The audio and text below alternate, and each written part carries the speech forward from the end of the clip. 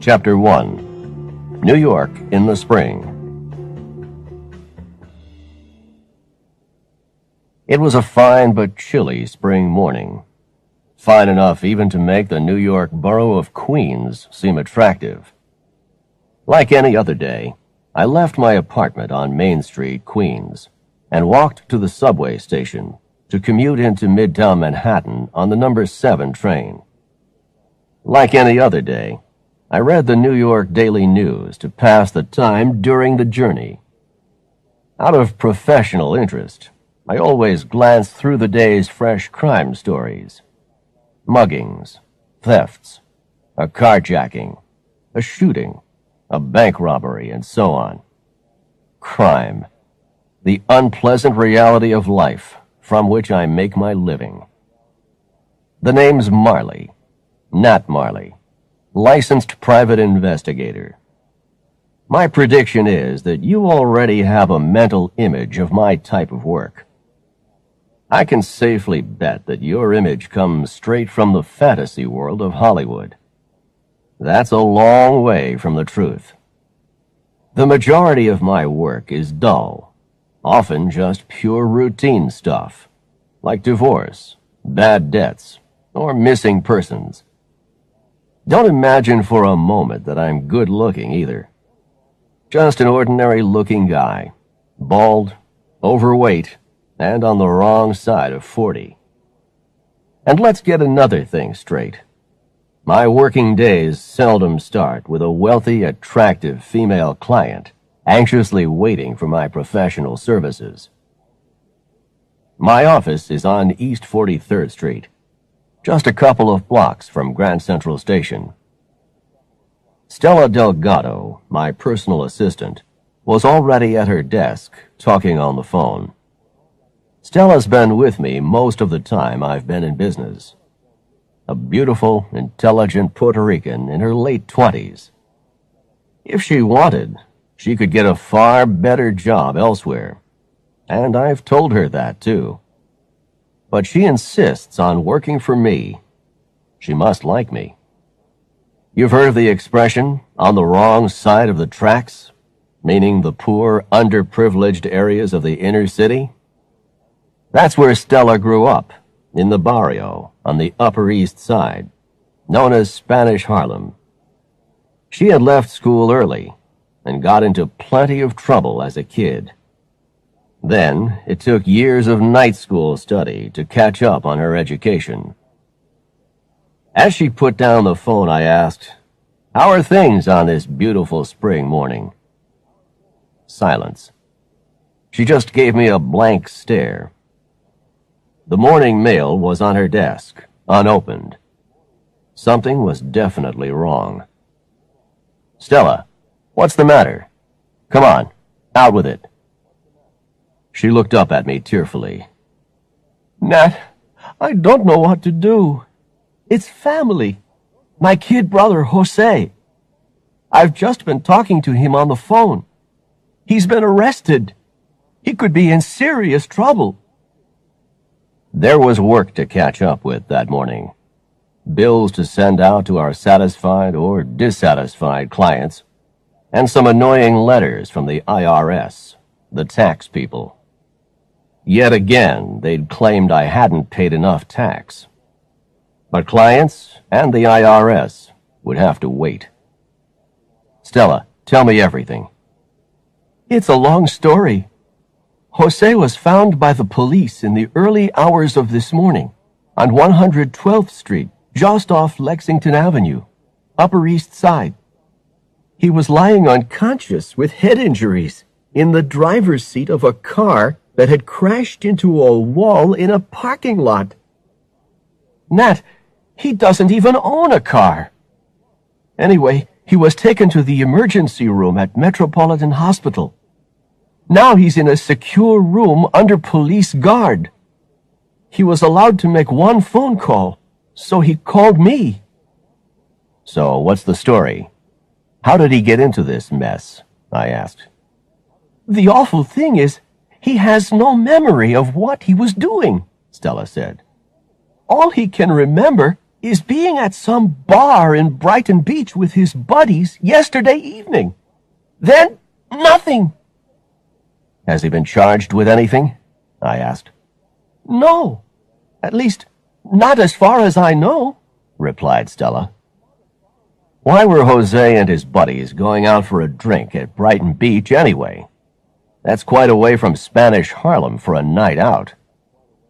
Jose works in the summer at a diner on Surf Avenue, Coney Island. The place closes up in the winter. Jose had been to see his boss to confirm his job for next summer. He got some good news. They took him on as a cook.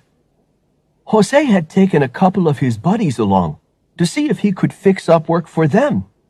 They were taken on as waiters. Good money, plus room and board, starting 1st of April. Afterwards, they went out to celebrate.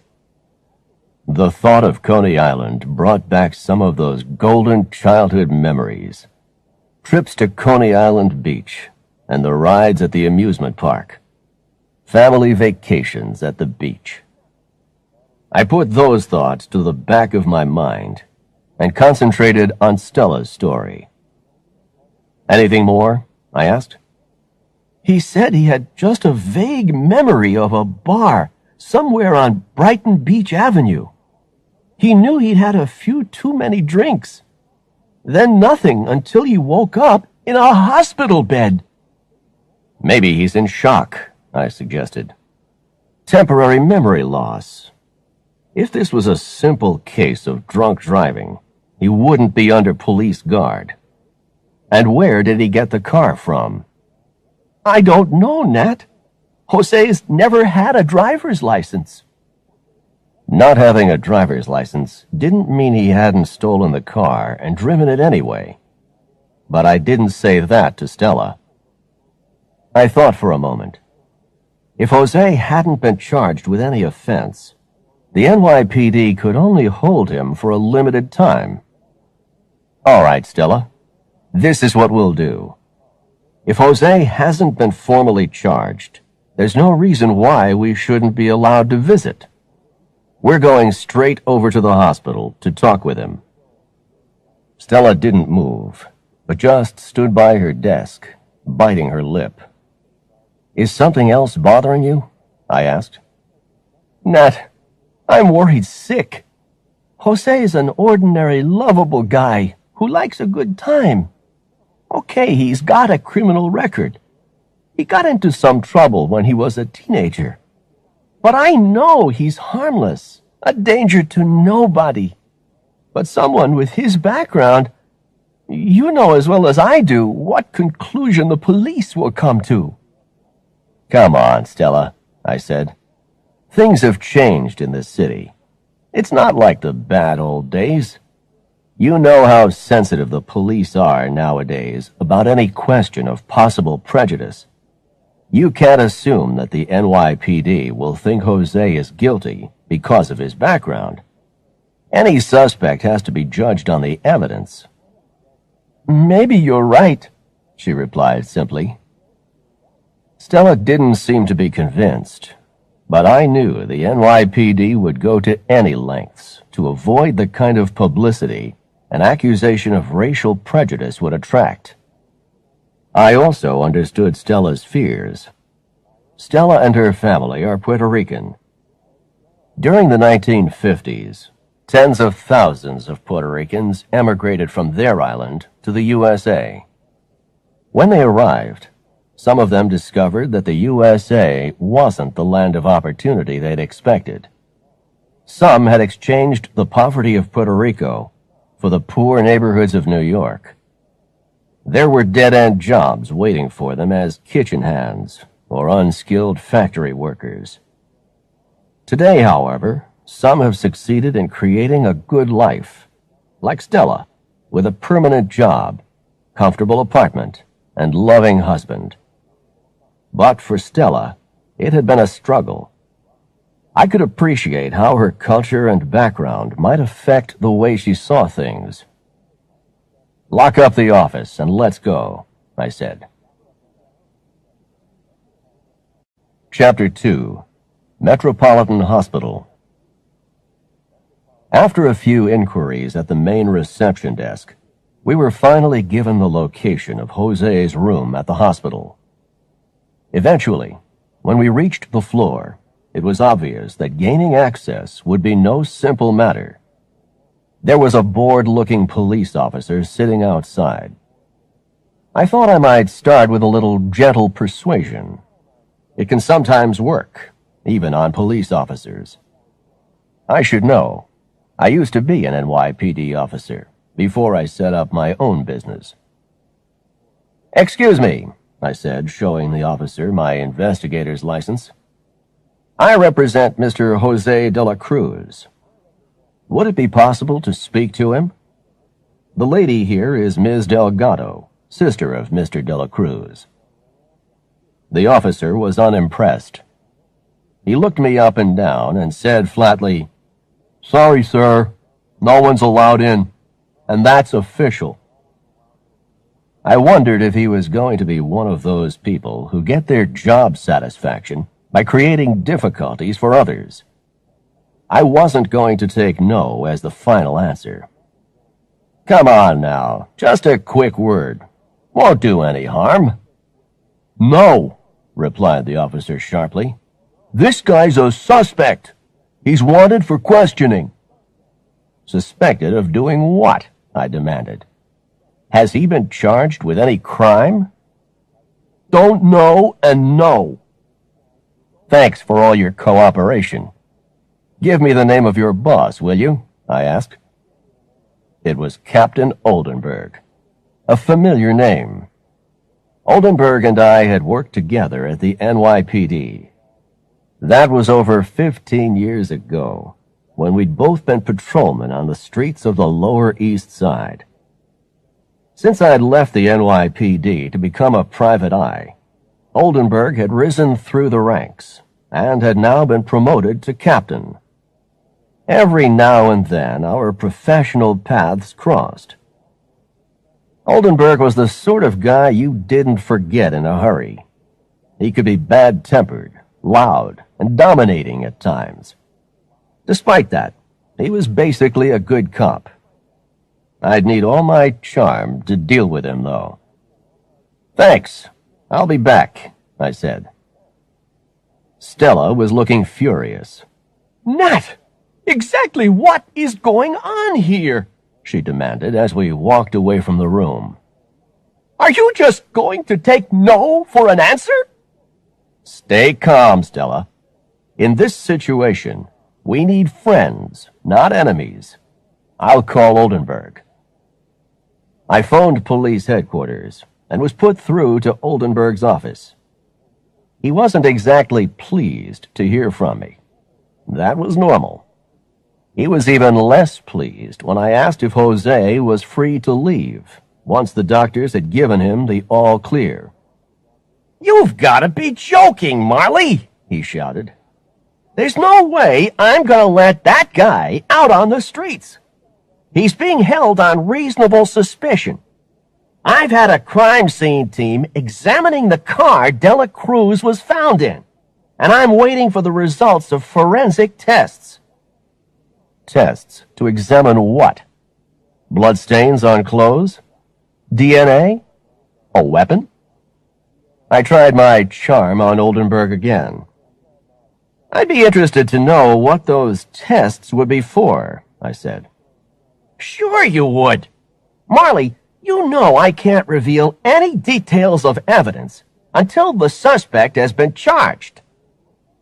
It was the answer I'd been expecting. No harm in having another try. "Have you established who was the owner of the vehicle?" I asked hopefully. "Same as my previous answer," he replied bluntly. I got the impression that the captain was enjoying himself. One last attempt to make some progress. "Okay, Oldenburg, I know your position. Rules have to be obeyed. But if my client hasn't been charged, why can't I speak to him? I have his sister with me, and she's upset in a big way. Just 10 minutes, and I'll agree to the police officer being present too." All right, Marley. Have your 10 minutes. I'll call the officer and tell him to expect you. We hurried back to speak to Jose. The officer showed us into his room. Jose was sitting up in bed, with a bandage around his head and an IV drip attached to his arm. There was a hopeless expression on his face. Stella went over to him, took his hand, and spoke to him gently. How are you feeling, Jose? Not great. I'm full of painkillers, but I can still feel my head spinning, said Jose. Stella, it's real good to see you. Are you going to get me out of here? I haven't done anything wrong. You and I both know you haven't done anything wrong, she said. Remember what I told you, Jose. You've got to keep holding on. So what's the cop doing here, huh? Asked Jose, glancing in the direction of the officer. We had to agree to the officer being present. Jose, this is my boss, Nat Marley. He's going to help you. I'm sure glad to see you, Nat, said Jose. If we're going to help you, you've got to give us the whole story. Don't hold anything back, I said. Everything that happened, from the time you left home yesterday until you woke up in this hospital bed. Jose, with his two friends, Miguel and Carlos, took the subway to Coney Island to find work. The boss at the diner offered him a job as a cook, and Jose's buddies were taken on as waiters. Jose showed Miguel and Carlos around the sights of Coney Island during the afternoon. After stopping for food, they moved on to Brighton Beach to celebrate. By early evening, they'd had several drinks in bars on Brighton Beach Avenue, in the heart of the Russian community. He had a confused memory of waking up in a bar. His buddies had gone. Then, nothing. The next thing he remembered was waking up in Metropolitan Hospital. You don't remember anything else? I asked. Nothing. It's the honest truth, Nat, said Jose. It's all a black fog. Brighton Beach? Kind of an unusual night out for three guys from Upper Manhattan, huh? I asked. You're right. At first it felt kind of strange for us to be there, said Jose. But people were nice and didn't mind three outsiders having a night out. One bartender got friendly when we asked him about all the different vodkas. Now, think hard, Jose. Can you remember anything else? I asked. Nothing, he replied. What happened to Miguel and Carlos? I can't remember. It didn't look good. Jose had been found unconscious at the wheel of a car that wasn't his. He had no memory of what had happened after passing out in a Brighton Beach bar. Jose, I know you don't have a driver's license, but can you drive? I asked. No way, Nat. I've never tried. And even if I could, I'd have been too drunk to drive. The police officer interrupted us. Time's up, Mr. Marley. There wasn't any point in asking for more time. I didn't think we were going to learn anything more of value. As to what had actually happened, it was still a complete mystery. Was Jose the victim, or was he the guilty party? My impression of him from our brief talk was of a harmless, ordinary guy. A guy who had gotten into some sort of trouble and had no explanation for what had happened. It wasn't looking good. There was some small hope, though, since I'd gotten clients out of worse situations than this. Jose needed a lawyer, urgently, and I knew just the woman for the job, Lena Rosenthal. She was capable, intelligent, and tough. Someone who could stand up to Oldenburg. As soon as Jose was charged with a crime, Then we would have something concrete from the NYPD. Otherwise, we were just operating in the dark. Stella had to get back to her family, so I gave her the rest of the day off. I just wished I could say something that might give her some comfort. But I knew whatever I said would be inadequate. Once I had more information, then I might be able to offer her some hope. The next day, the temperature was close to freezing. A layer of frost covered the windows of cars parked on the street overnight. I'd arrived at the office early and was just putting the breakfast coffee and donuts down on the desk when the phone rang. A familiar voice barked at me. Captain Oldenburg. "Marley, just calling to tell you that your client, De La Cruz, is still being held at the hospital. I wanted to get him moved to headquarters for further questioning, but the doctors insisted he be kept under observation. I'm still waiting for the results of the tests on bloodstains found on his jacket and a wallet in his possession." Oldenburg had given away a few more details. Bloodstains?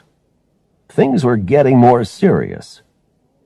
In desperation, I said, "Oldenburg, my client can't drive. And what's more, the alcohol level from the blood tests should indicate he'd have been incapable of driving anyway." "Marley, don't make me laugh," he replied. "My client needs to consult his lawyer. With your permission, I'd like to take her over to the hospital this morning. Any objections?" "Be my guest, Marley. I'll call the officer on duty and tell him to expect you." By now, Stella had arrived. I told her the latest developments. She took it all in silently, then sat in front of her computer with her head in her hands. I arranged to pick up Lena Rosenthal. Later, as our cab headed up First Avenue towards the hospital, I gave Lena all the details she needed about Jose's case. I also explained how I was involved. "Lena, this isn't just a routine case for me. This guy's the kid brother of my assistant, Stella Delgado. Stella's been working for me so long that she's like part of my family. I feel responsible for both Stella and Jose. You could say it's personal this time." Lena nodded. "Thanks for telling me, Nat. Anything else I should know?" "I should warn you about Captain Oldenburg. He has a reputation for being aggressive and insensitive." "Oldenburg and I have met before. I know what to expect," replied Lena. At the hospital, before we saw Jose, a doctor took us aside. "Excuse me, are you family?" she asked. "We represent Mr. De La Cruz. The name's Nat Marley, private investigator," I replied, flashing my ID at the doctor. "This is his lawyer, Ms. Rosenthal. We have permission from the NYPD to visit our client." "Thank you. I'm Dr. Erickson. Mr. De La Cruz has been under my care since he was admitted. His condition has been giving me cause for concern. In the accident, he received a heavy blow to the head. So far, his condition has been stable, but there have been some symptoms that worry me. He's complained about seeing double images, and he has twice lost consciousness, though very briefly. And also there's some memory loss. So I must warn you not to put Mr. De La Cruz under any unnecessary stress. He's been through enough already, and with any further stress—" "Understood, Doctor. We'll take great care." Before seeing Jose, Lena turned to me. "It would be a good idea not to mention anything about the forensic tests. This guy sounds scared enough already." I nodded my agreement. Eventually, we were allowed in to speak to Jose.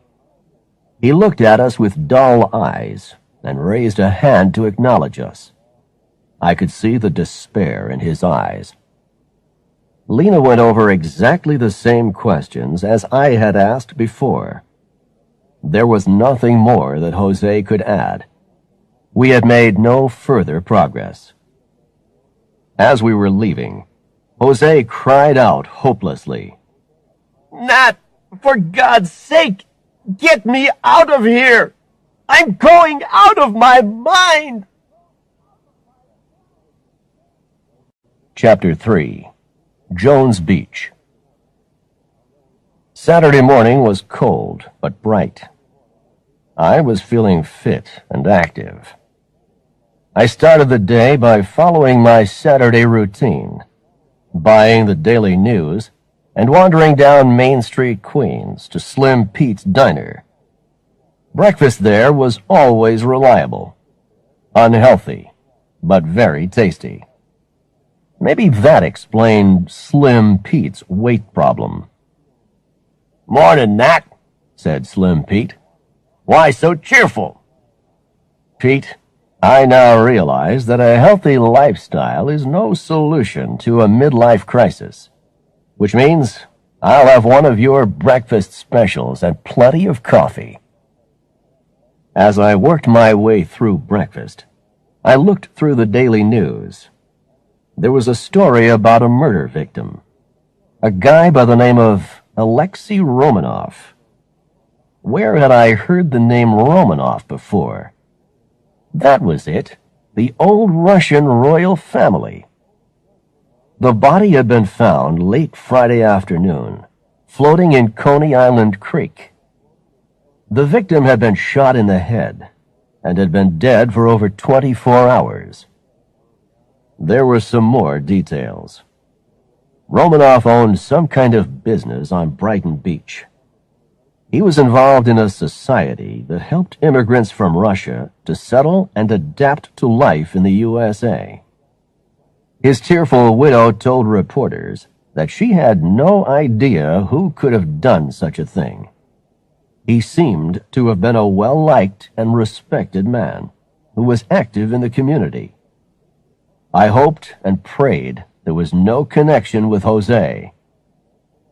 Another story caught my eye. The headline read, "Wreck on Jones Beach." Part of a lifeboat had been washed up on the shore. 2 bodies had been found nearby. No further details. I'd been brought up on Staten Island. As a kid, just taking the ferry across to Manhattan seemed like a big adventure. A day out on Coney Island was a real trip. But Jones Beach, on Long Island, felt like going abroad. Maybe there's something of that kid still left inside me. I still get a thrill when I get way out of the city and stand on the beach looking out at the Atlantic, watching the waves crashing. Why not escape from the city for the day? The ocean air would do me good. I was folding up the newspaper when Slim Pete came over to chat. "So, what's New York's smartest private eye doing? Putting more gangsters behind bars?" he asked. "Funny you should say that," I answered. "New York's criminal community can relax. I've just decided I'm going to spend a day at the beach." "Huh. A life of leisure. It's all right for some people." I took the bus from Main Street to Jamaica Station. You can connect there with the Long Island Railroad to Freeport. From there, I took a cab to Jones Beach, a long, narrow strip of land about 2 miles from the mainland. There was a real chill in the wind coming in off the ocean, enough to keep any crowds away so early in the year. In the height of the season, thousands of New Yorkers crowd into the area to claim their little piece of beach. But today, I could walk without tripping over beach towels or bumping into umbrellas. I strolled along the shore for about an hour, then returned. Unusually energetic for me. but I felt better afterwards. The air was clean and fresh. Then I stood for a while on the Atlantic side, watching the waves crash onto the beach. I knew why I had really come here. It was the reports of the bodies washed up on the beach. It was my day off, but I was still playing the investigator. That was why my marriage had broken up. My wife never saw much of me when I was with the NYPD. When I started out on my own as a private investigator, she saw even less of me.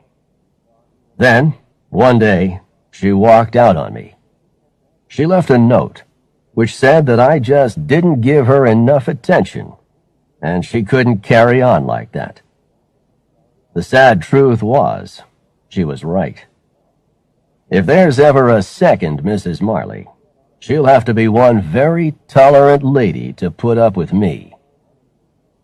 I wandered over to a group of bars and restaurants, which would be packed with visitors in a few weeks. One or two were already open, while in others, work was going on in preparation for the coming season. Outside a bar, an old guy up on a ladder was painting. He looked down at me from his work. "You're out of luck if you want a drink, mister. We don't open till the 1st of April, he said. "Just wanted to talk, if it's not holding you up," I replied. "Go ahead and talk, mister. I'm just doing this as a favor for my son-in-law.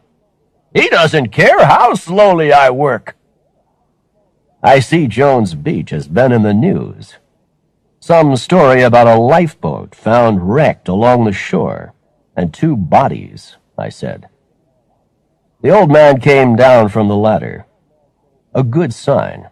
I had got his interest. He pointed west along the shore with a dripping paintbrush.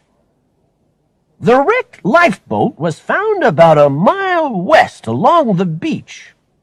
There's an old lady. When I say old, she's a good 10 years older than me. Well, she goes beach combing regularly. You know, looking for shells and stuff. She found the wreck and the bodies." "Really? Must have been quite a shock for her," I said. "I don't know about that, mister. It made her day. Never seen her so excited." It was time to make my move. I showed him my investigator's license. "Gee, a real private eye!" exclaimed the old man. "I would have expected someone—" "Someone younger and better looking," I interrupted. "We come in all shapes and sizes. Look, I'm investigating this wreck for a client," I lied. "I'd like to talk to this lady. Who is she, and where can I find her?" "Her name's Edith Tilden.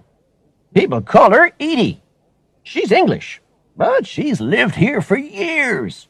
She looks kind of eccentric, but she's okay once you get talking. See that place over there?" The old man pointed toward a beat-up building with the sign, "Ornella's Italian Clam House," above the entrance. "She'll probably be in there," he continued. "She claims Ornella's the only person on Jones Beach who can make a good cup of tea." Life's full of surprises.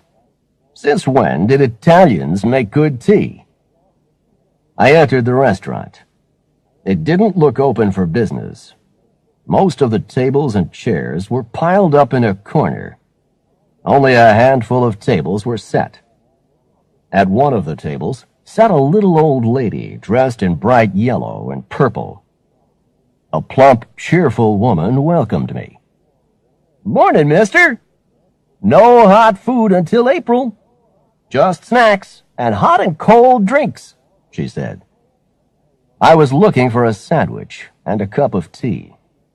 "I've been told that you make the best tea in Jones Beach," I replied. The old woman at the table looked up and said, "You've come to the right place for tea." "Then make that 2 teas. One for the lady here." I went over to her table. Mind if I join you? I asked. Not at all, she answered.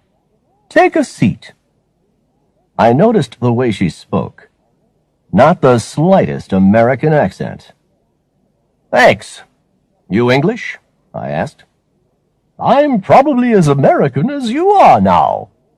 I've been in the USA for 50 years, but never lost the accent or the tea-drinking habit. The name's Edie. Edie Tilden. Pleased to meet you. I'm Nat Marley.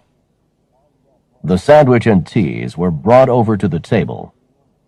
After small talk about the weather, it was time to get some information.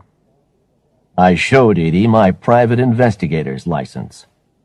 Her eyes grew large and round, and her mouth dropped open. This old lady was deeply impressed. I wish I had that effect on people more often. I hear you found the wrecked lifeboat and 2 bodies on the beach. I'm investigating the wreck for a client. I lied again. Edie waved her teaspoon at me excitedly. Mr. Marley, I've been walking up and down this beach for years. I found bits and pieces of boats, but never a body. 2 real dead bodies. What do you say to that? She asked. Must have been a terrible shock, I said. People don't look pretty after they've been in the sea. Can you describe them? I asked. Certainly. 2 young men, could be anywhere in their 20s. Medium height, thin. Both of them looked as if they needed a good meal. Short hair. They hadn't shaved for days. Cheap-looking clothes. One of them had a gold cross on a chain around his neck. I've never seen one like it before. Let me show you. She paused, took a clean paper napkin from the table, found a pencil in her pocket, and drew a picture of a cross with 2 horizontal bars, the top one a little shorter. Then, at the base of the cross, a short bar at a 45-degree angle. I didn't recognize it. Thanks. Mind if I keep this? I asked. Now, what can you remember about the boat? What I found was the rear half, probably from a boat big enough to fit 12 people in. It had seen better days, though. What do you mean? The wood was rotten with age. Some of it was so soft I could break off pieces with my bare hands. It looked like someone had been trying to repair it, but hadn't made a good job of it. The boat must have split in 2. Were there any identifying marks, like names or numbers? I asked. Some letters at the back. Maybe the boat's name, Edie answered. I couldn't make out a complete word, but it looked like a foreign language. And that's about all I can tell you. The Coast Guard took it away, so there's nothing to see now. Thanks. You've been very helpful. Here's my card. Where can I contact you if I need to speak to you again? She wrote a Freeport address and phone number on the paper. I left Edie and did some more beach walking. I felt relaxed and content when I finally got back to Queens that evening. But there was still the problem of Jose. Unless I turned up some new evidence soon, he could be facing a long prison sentence. The next day, I woke up early, but was feeling active.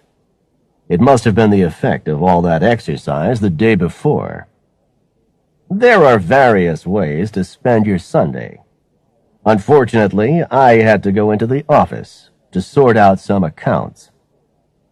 On the subway, I glanced through the Sunday edition of the Daily News. It didn't have anything to add to yesterday's stories.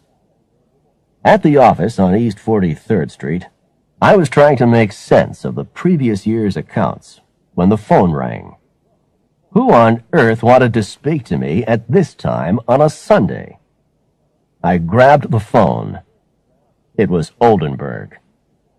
Marley, trust you to be in the office on a Sunday. Just wanted to bring you up to date on your client. I immediately felt tense. Go on, I said.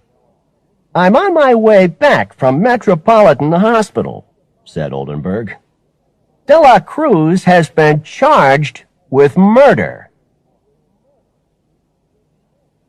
Chapter 4. East Harlem. Oldenburg, I began, you've got a confused guy in a hospital bed with serious head injuries, and you add to the misery with a murder charge. Just doing my job, Marley, he replied. Following procedure. Who's the murder victim? I asked. A guy by the name of Alexei Romanoff, some businessman from Brighton Beach. The same guy I'd read about in the Daily News. Okay, Oldenburg, you'd better explain how you reached the conclusion that my client's a killer. Oldenburg went on to give me the details. The cause of death was a shot to the head from the pistol which was found in the car. Jose's fingerprints were on the handle and trigger. The results of the forensic tests proved that he was the attacker. Romanoff's blood was found on Jose's jacket. Also, the NYPD had positive identification of a wallet found in his possession. It belonged to Romanoff. The police had the murder weapon, the killer, and forensic evidence. As far as Oldenburg was concerned, the investigation was closed. I had serious doubts. All the evidence pointed toward Jose. But what was the motive? Okay, Oldenburg, have you established a motive? I asked. Maybe he saw the opportunity to get some easy money. A carjacking, I guess, he answered. Again, I wasn't convinced. Could a sleepy drunk possibly be capable of carjacking and murder? What do you mean, I guess? Where's the supporting evidence? Do you have witnesses? I asked. Who needs witnesses with the amount of evidence piled up against him? Oldenburg asked. No point in continuing the conversation. I'd learned enough. The significant point was the lack of witnesses. Oldenburg obviously thought that the forensic evidence was enough to prove Jose was guilty. Someone must have seen Jose and his buddies celebrating that night. I'd have to go to Brighton Beach to do some of my own investigating. Meanwhile, I needed to check on Jose. A call to the hospital confirmed that his condition was stable, but the doctors were still keeping him under observation. It seemed unlikely that he would be allowed to leave the hospital, but Jose was better off there than in a cell. Another call, this time to Stella. I brought her up to date on developments. I also needed to get a clearer picture of exactly what had happened on Wednesday night. I had to speak to one of Jose's buddies. Stella promised to set up a meeting with them as soon as possible. A few minutes later, Stella called back. Nat, I've set up a meeting with Carlos and Miguel. Can you get over here now? Yes? Good. We'll be at my mom's apartment, 1295 First Avenue, apartment 104, on the 10th floor.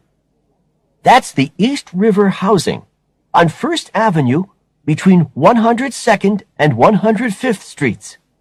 We'll be expecting you. Call me on my cell phone if you have any problem finding it. There wouldn't be any problem. The area was Spanish Harlem, and I'd walked most of those streets when I was an NYPD patrolman. My only hope was that his buddies would remember something that had slipped Jose's mind. anything. I took an uptown local train from Grand Central to 103rd Street, then walked the 3 blocks across town to the East River Housing Project. In the space of those 7 subway stops, the city changes completely. In Spanish Harlem, there's not a skyscraper in sight. Only a few remaining traditional brownstone houses among the anonymous gray concrete blocks of the housing projects. I was shown into a comfortably furnished room overlooking the East River, with a view of Ward's Island at the southern tip of the Bronx. Jose's buddies were there, 2 ordinary-looking guys in their early 20s. Stella introduced us. Nat, I'd like you to meet Miguel and Carlos. This is my boss, Nat. He's like family to me, and we're doing everything we can to help Jose. I want you to tell everything to Nat, just like you told it to me. All of it? Again? Asked Carlos. Yes, every bit. You might recall something that could help Jose, she said. Carlos began. Much of what they said confirmed what we already knew from Jose's story. The interview at the diner, the sightseeing tour of Coney Island, the bars on Brighton Beach Avenue. What I was really interested in was the final bar where Jose had fallen asleep. We ended up in this bar that had every kind of vodka you could imagine, continued Carlos. The bartender in there got friendly when we took an interest in the drinks. He was recommending what to try. The name of the bar? I asked. Sorry, Nat, I don't remember, replied Carlos. So, some bar, somewhere in Brighton Beach, selling lots of different vodkas. Could be one of many in New York's Little Odessa. Can you remember anything else about the bar? The walls were covered with baseball stuff. Team photos, shirts, bats, that sort of thing. I remember asking the bartender, "Hey, what's all this? Baseball in the middle of the Russian community?" Apparently, the owner's a huge baseball fan. Good, I said. There can't be too many bars like that in Little Odessa. How long did you stay? We tried all these different flavored vodkas. After an hour or so, I knew I'd had too much. My head was spinning. Jose had fallen asleep, and I knew we'd have to help him home. We needed to get sober for the subway ride, so Miguel and I went out to find some black coffee. We found a place that had coffee to go. Carlos waited outside the bar with the coffees, while I went inside to get Jose. But there was no sign of him.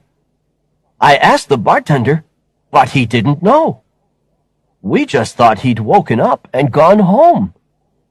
Thanks. You've been a great help.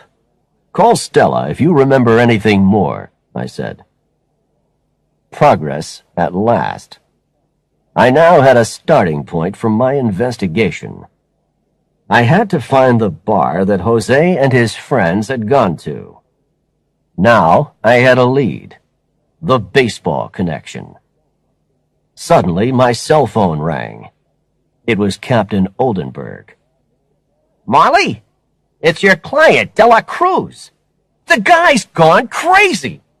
He broke out of an operating room and somehow climbed up on the roof of the hospital. He's threatening to throw himself off. He might listen to you. Can you come right now and help talk some sense into him?" Chapter 5.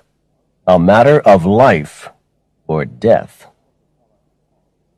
Metropolitan Hospital is only 3 blocks downtown on First Avenue. Stella ran on ahead, and I hurried after her. I was completely out of breath when I arrived. Outside the main entrance was a collection of various NYPD vehicles and a fire department truck with a ladder. Barriers had been set up around the base of the building, with signs that read, "Police line, do not cross." High up on the top of the building, sitting on the edge of the roof, I could make out a figure. It was Jose. If he jumped, there was no way he'd survive. Among the police vehicles was a large blue van marked Tactical Response Unit. That's police language, which translated means a negotiation team. These are the people whose weapons are words, not guns. They will negotiate for hours or days to prevent a crime or a tragedy. I was relieved to see them here. Those guys are so calm compared to officers like Oldenburg. They wouldn't get impatient watching paint dry. If it takes 48 hours to prevent a potential death by talking to the guy, hour after hour, they'll do it.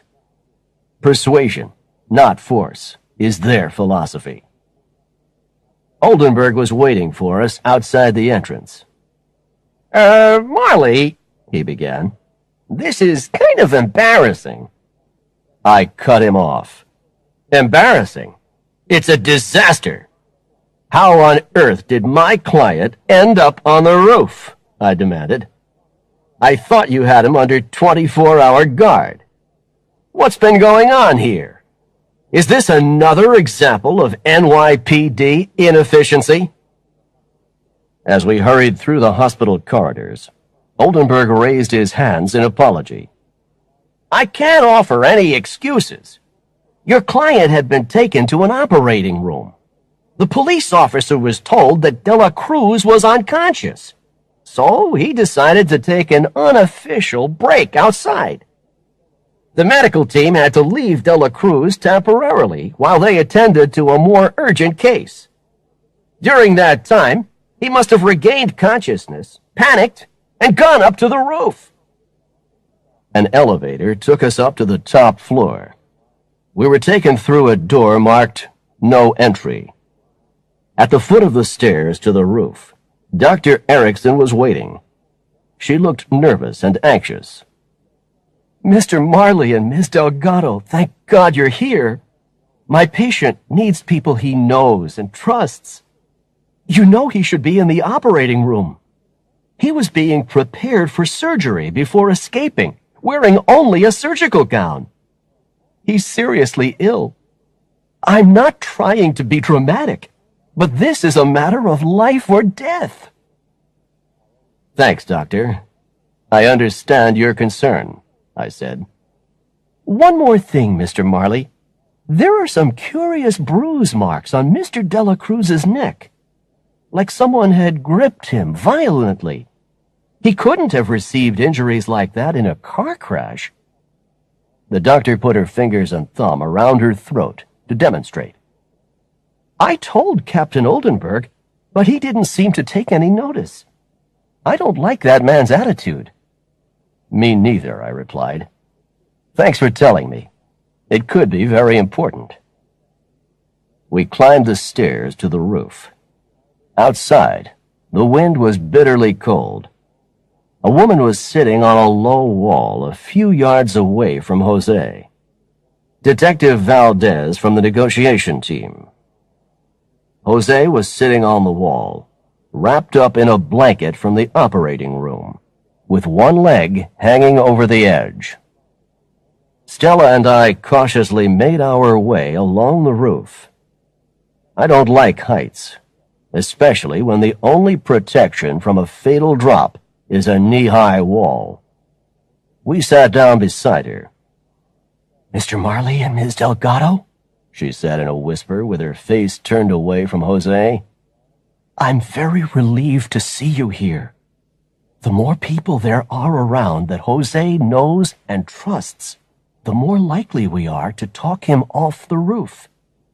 Just keep your distance from him until he's ready to speak to you.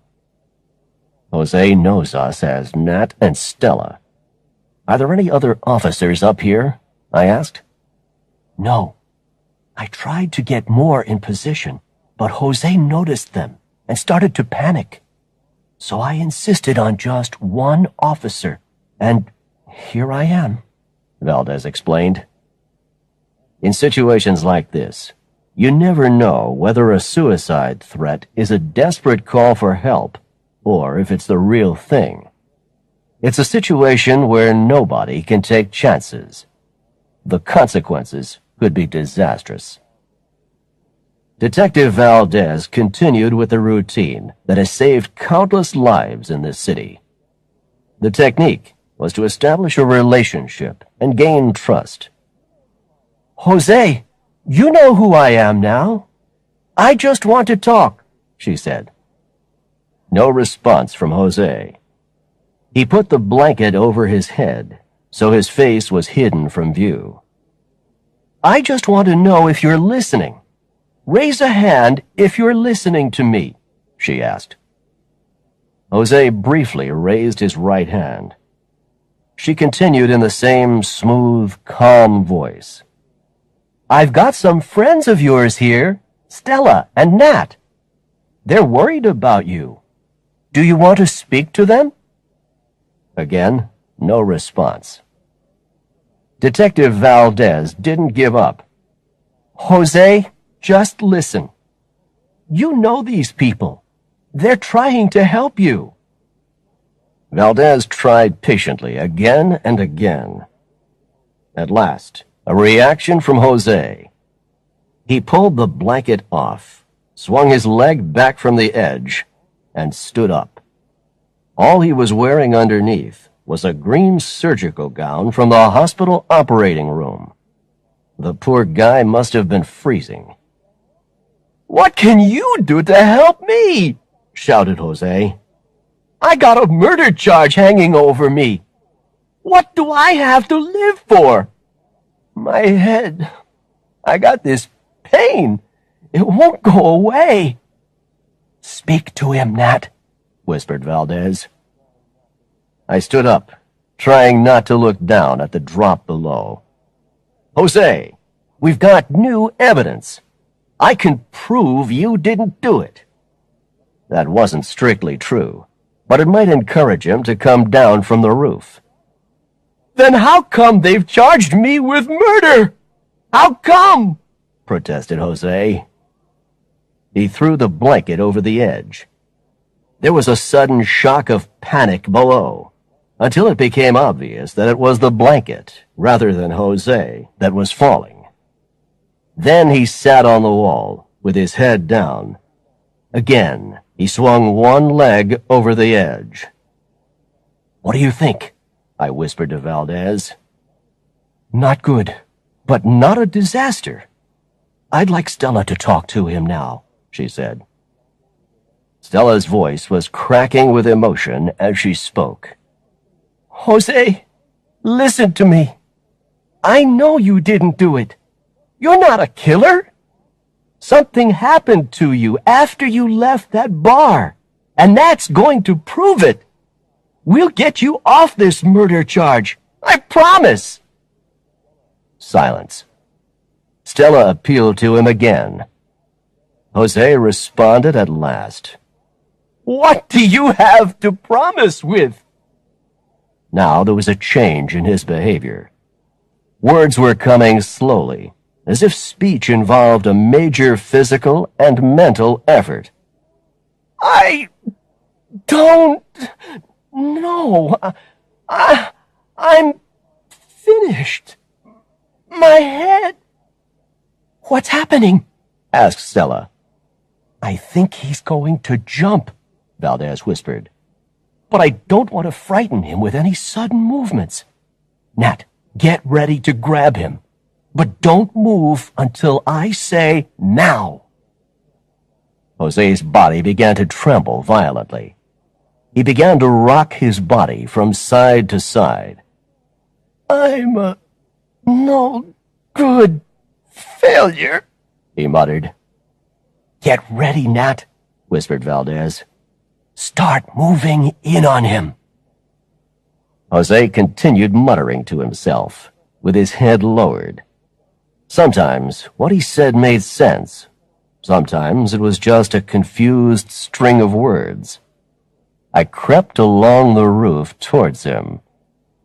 I'm a no good fail. As Jose's voice trailed off into silence, the sideways rocking motion continued. With each swing, the top part of his body hung for a moment over the vertical drop. Then the return swing.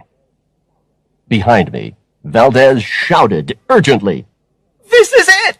Now!" Jose had reached the furthest point of the swing. But this time, he didn't return. He was slipping off the edge. I made a dive for his foot and just managed to grab it. Jose was now hanging upside down over the edge. I was also hanging over the edge, with only my knees pressed against the wall, preventing me from following Jose.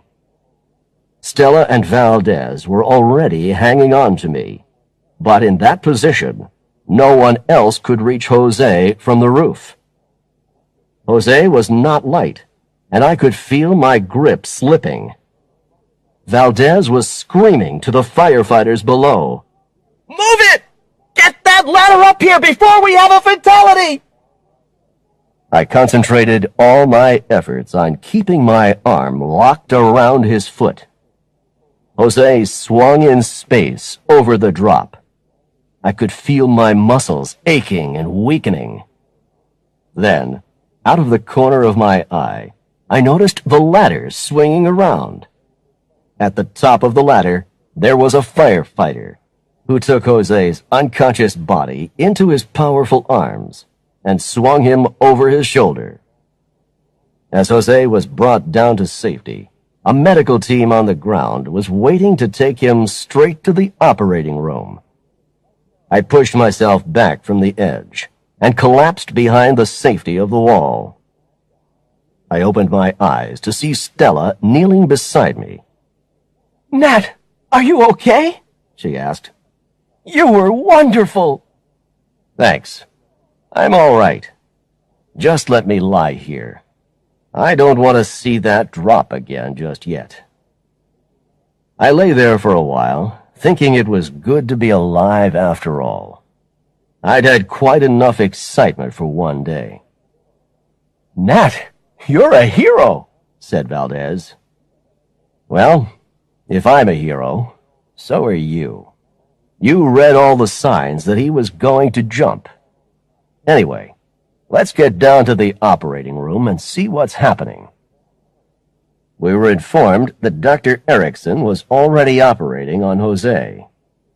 The brain surgery was a delicate procedure which would take hours. There was also a high element of risk.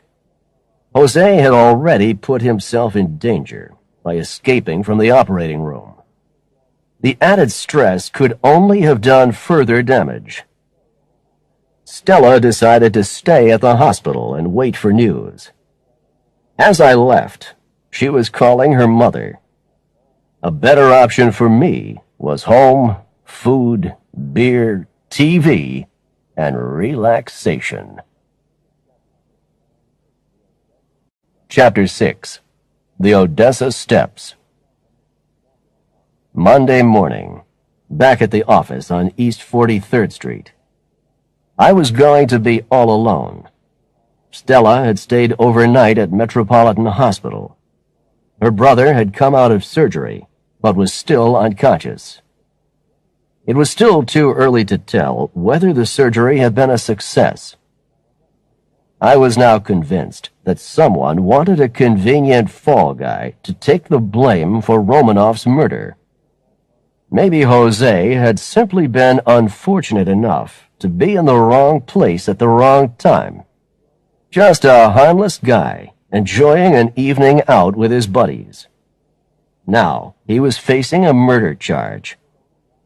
The problem was our total lack of evidence.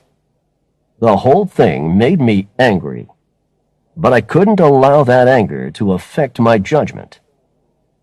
Meanwhile, I'd done a little research on the cross that Edie Tilden had seen on the body on Jones Beach. It was definitely Russian.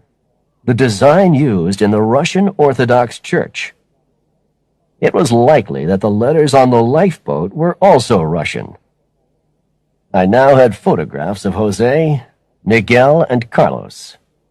I'd phoned all the bars in the area and had finally discovered one run by a baseball enthusiast, the Odessa Steps. I decided it was time to take a trip to Brighton Beach and follow the movements of the three friends on Wednesday night. There was a small chance I'd pick up a few pieces of evidence. As I was getting ready to leave, I had a surprise phone call. Edie Tilden, the elderly woman I'd met at Jones Beach.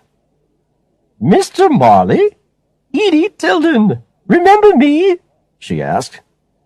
It's kind of hard to forget you, I replied.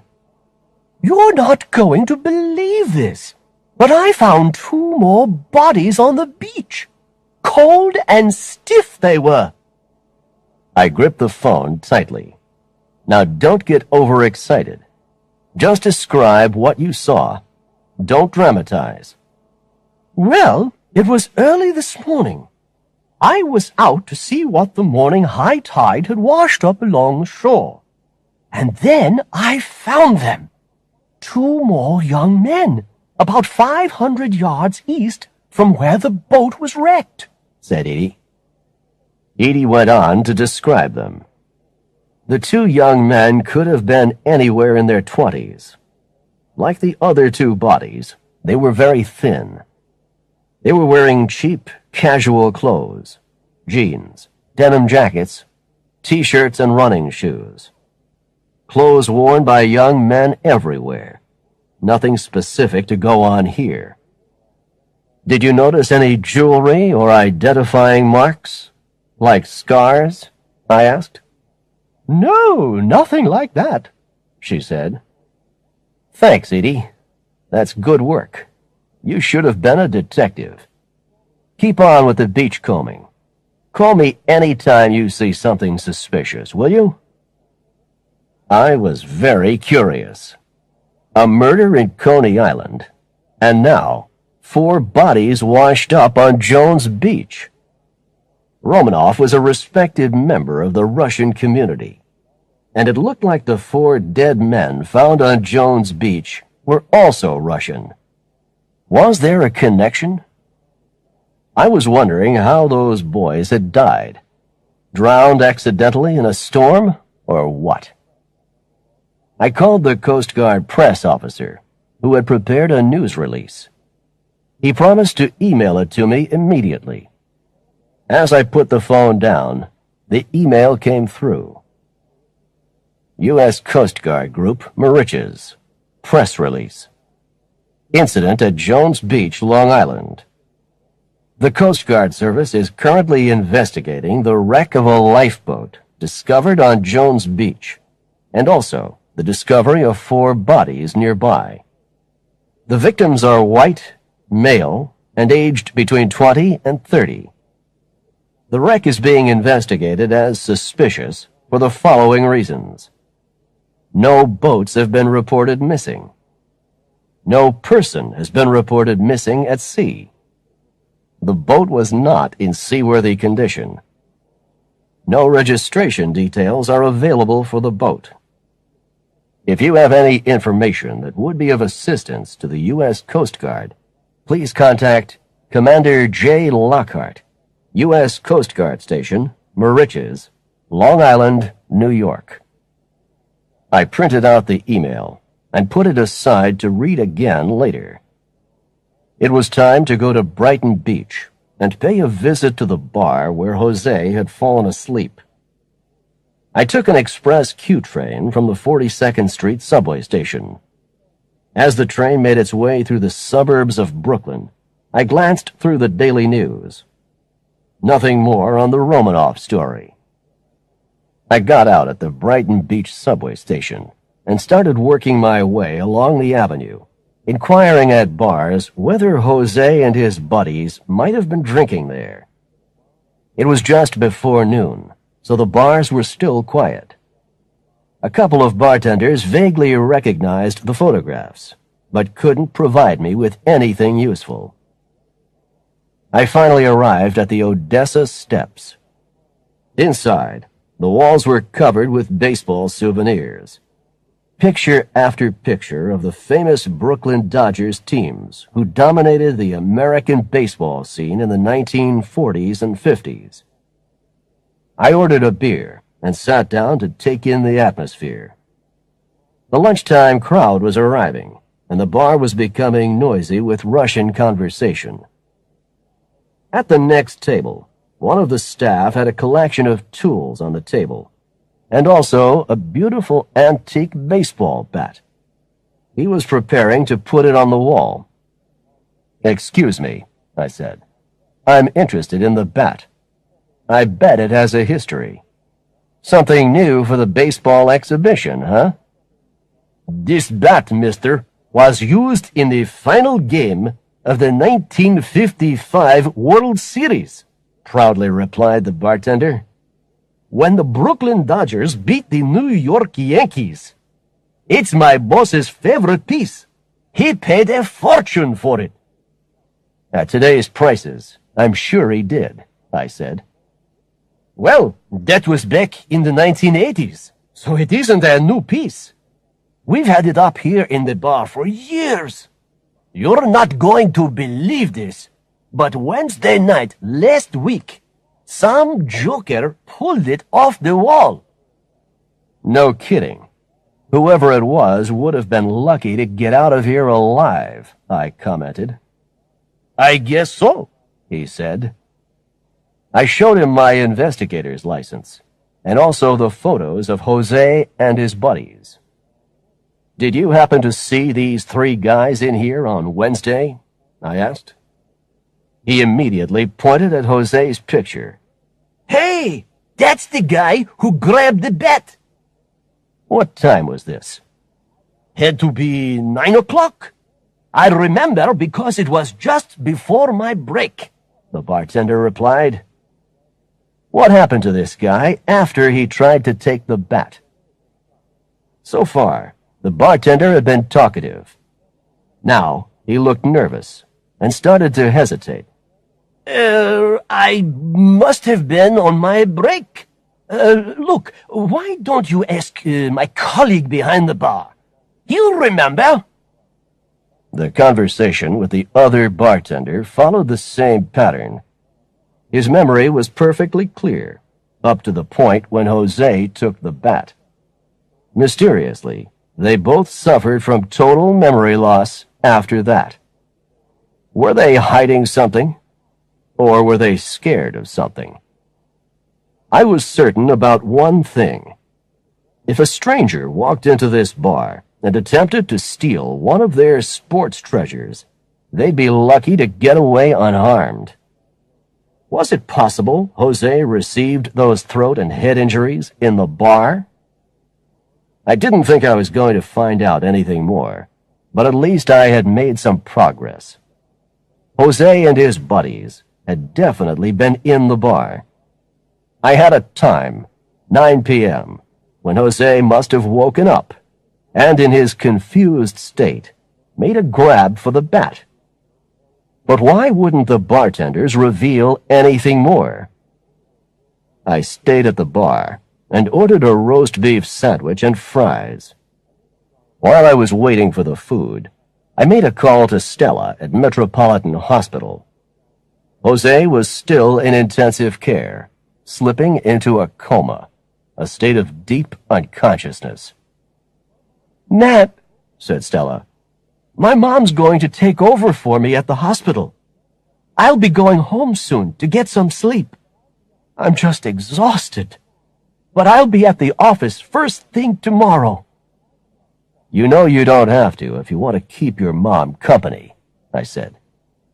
"Nat, I'm depending on you to clear Jose's name and prove his innocence. Let's get on with this investigation. I'm going to be right there with you." Chapter 7. Evidence. Early Tuesday morning, on Main Street in Queens, the weather was just awful. It was pouring. with fat raindrops bouncing off the sidewalks. Car headlights were reflecting off the road surface, in places now inches deep in water. I splashed along the sidewalk. My hat and coat were soaking wet by the time I got to the subway station. At East 43rd Street, it all seemed like a normal day. Stella was already at her desk, going through the morning mail. She gave me her usual bright, "Hi, Nat." But underneath that cheerful exterior, I knew she was deeply worried. As soon as I'd woken up, I'd phoned the hospital to get an update on Jose's condition. I was simply told, no change. The investigation into Jose's evening at Brighton Beach had made little progress. I'd also had a call from Lena Rosenthal. Oldenburg had given all the relevant police information to Lena, our lawyer. This included the autopsy report on Romanoff. We had arranged a mid-morning meeting at East 43rd Street. Over breakfast, I did some thinking. I recalled the basic points of police procedure, which I'd been taught years ago at the NYPD Academy. In every investigation, always establish MOM, which stands for motive, opportunity, and means. Motive. Why did the suspect commit the crime? Opportunity. Did the suspect have the chance to carry out the crime? Means. Did the suspect have the weapon to carry out the crime? But when you applied this system to Jose, nothing seemed to make sense. There's nothing out of the ordinary in a guy having too many drinks and waking up in a strange bar. But how and why could he suddenly come into the possession of a handgun, steal a car, and commit murder? Later that morning, Lena was going through some of the details of Romanoff's autopsy report with me. "What worries me, Nat, is timing," she began. "We know that Jose probably left the Odessa steps at or around 9 o'clock. According to this report, Romanoff's time of death was somewhere between 8:45 and 9:45 the same evening. Now, for a drunk who'd just woken up, Jose would have to have been one fast mover." Agreed, I said.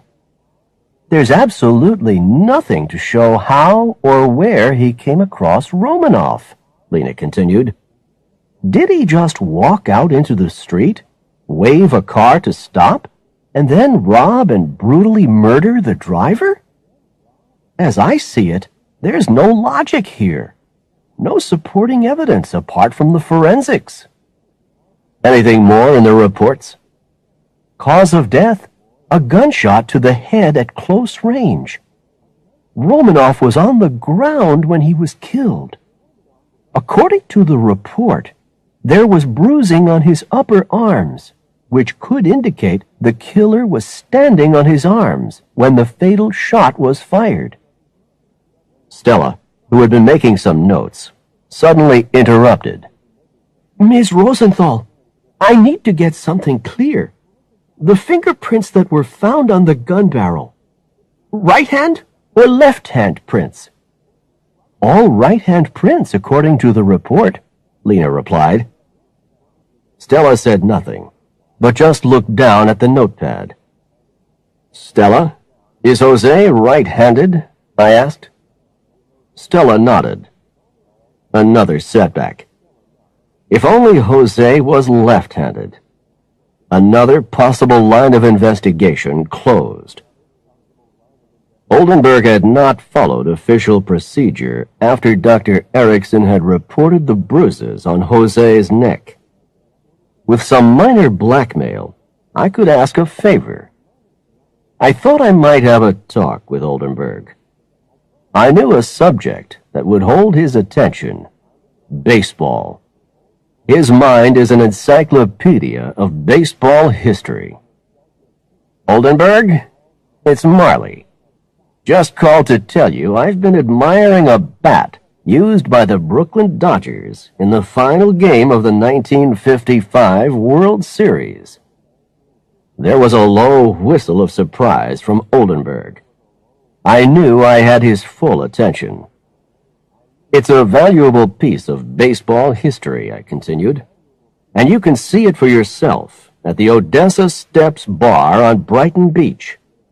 They've got a whole museum of baseball stuff around the walls. But last Wednesday night, some guy pulled this bat off the wall." "Hey, that would be terrible.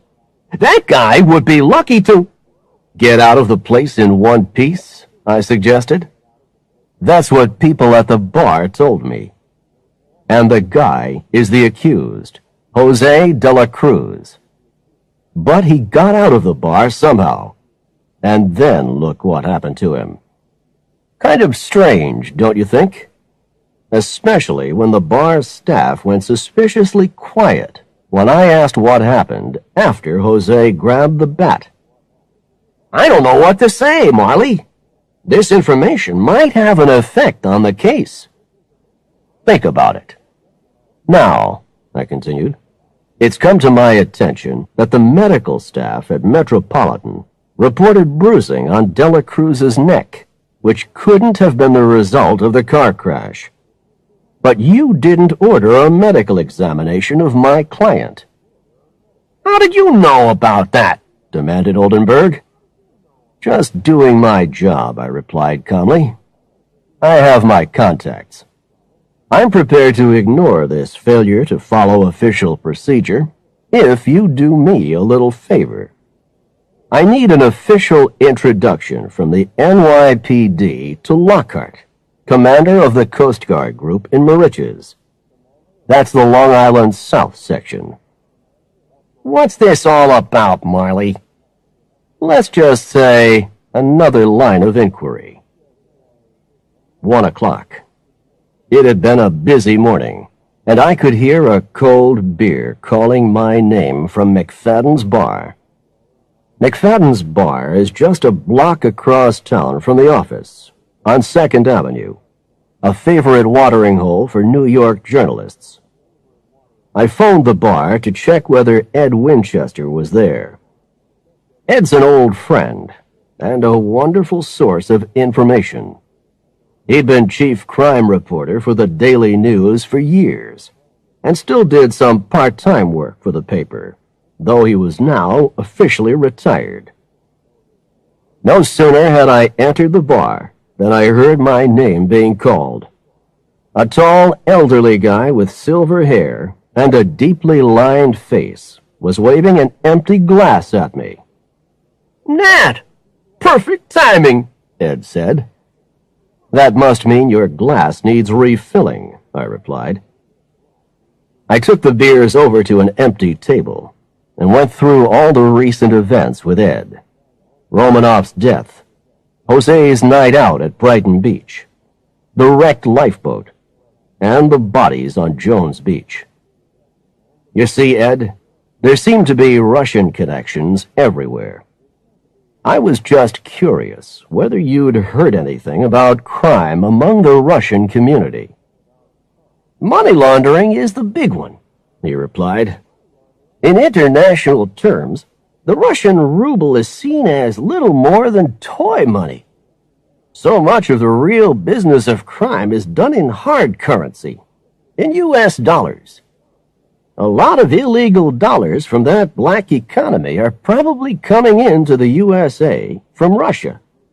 The problem then is how to integrate that money into the legal economy here without attracting attention." I'd heard about money laundering.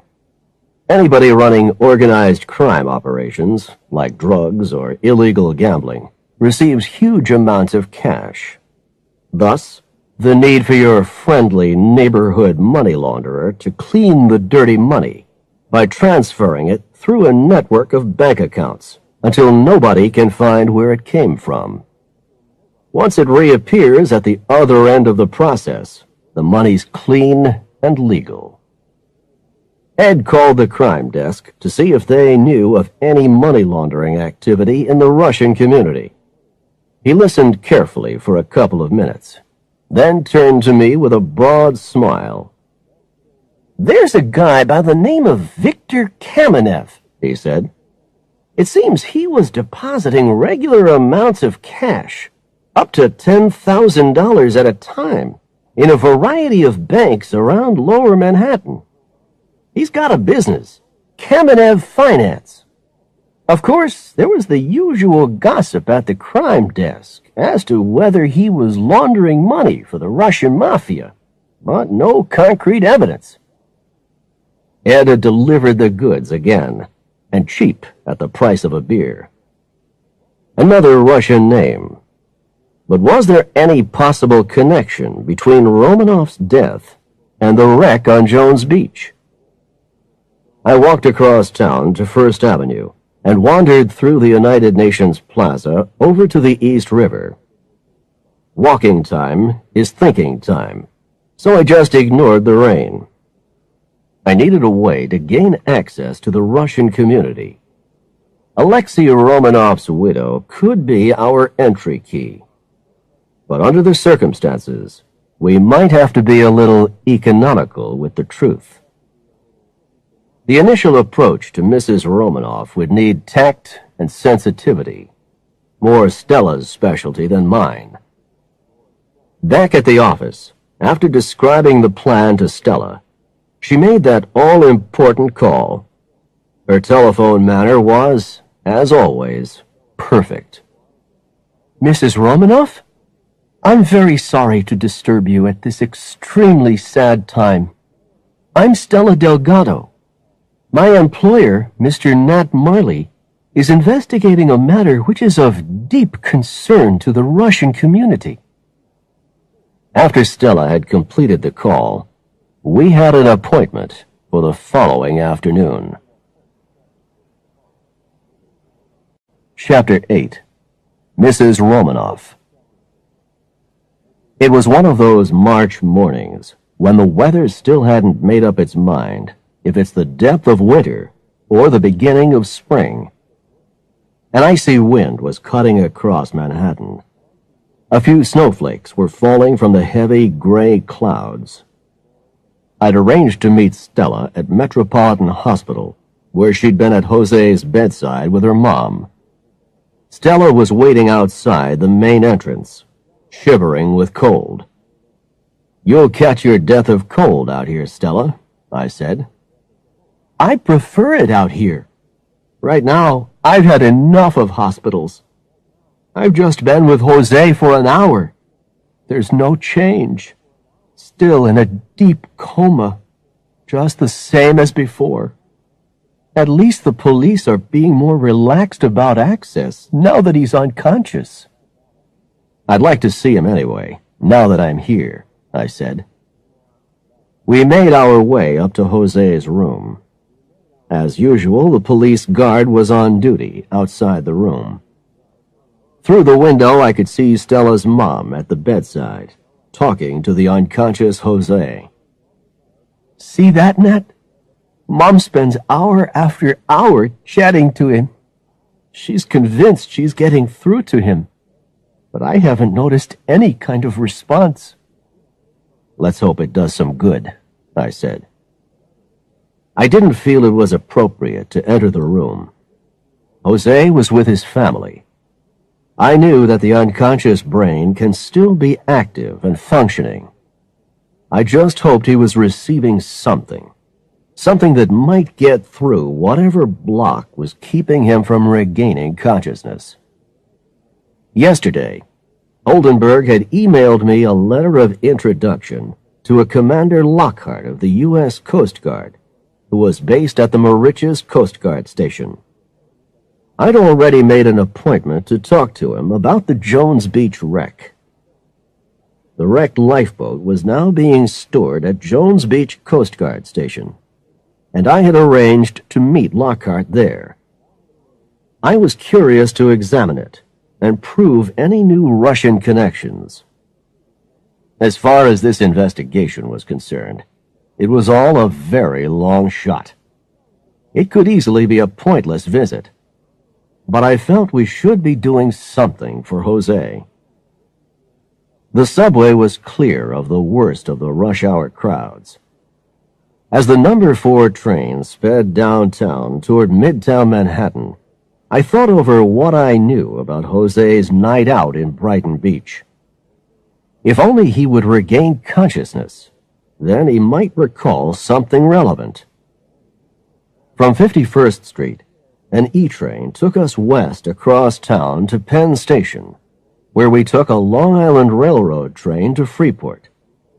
A 40-minute journey, but quicker and cheaper than any cab. As the train made its way through the suburbs of Queens, I noticed Stella biting her lip. I know that little habit of hers.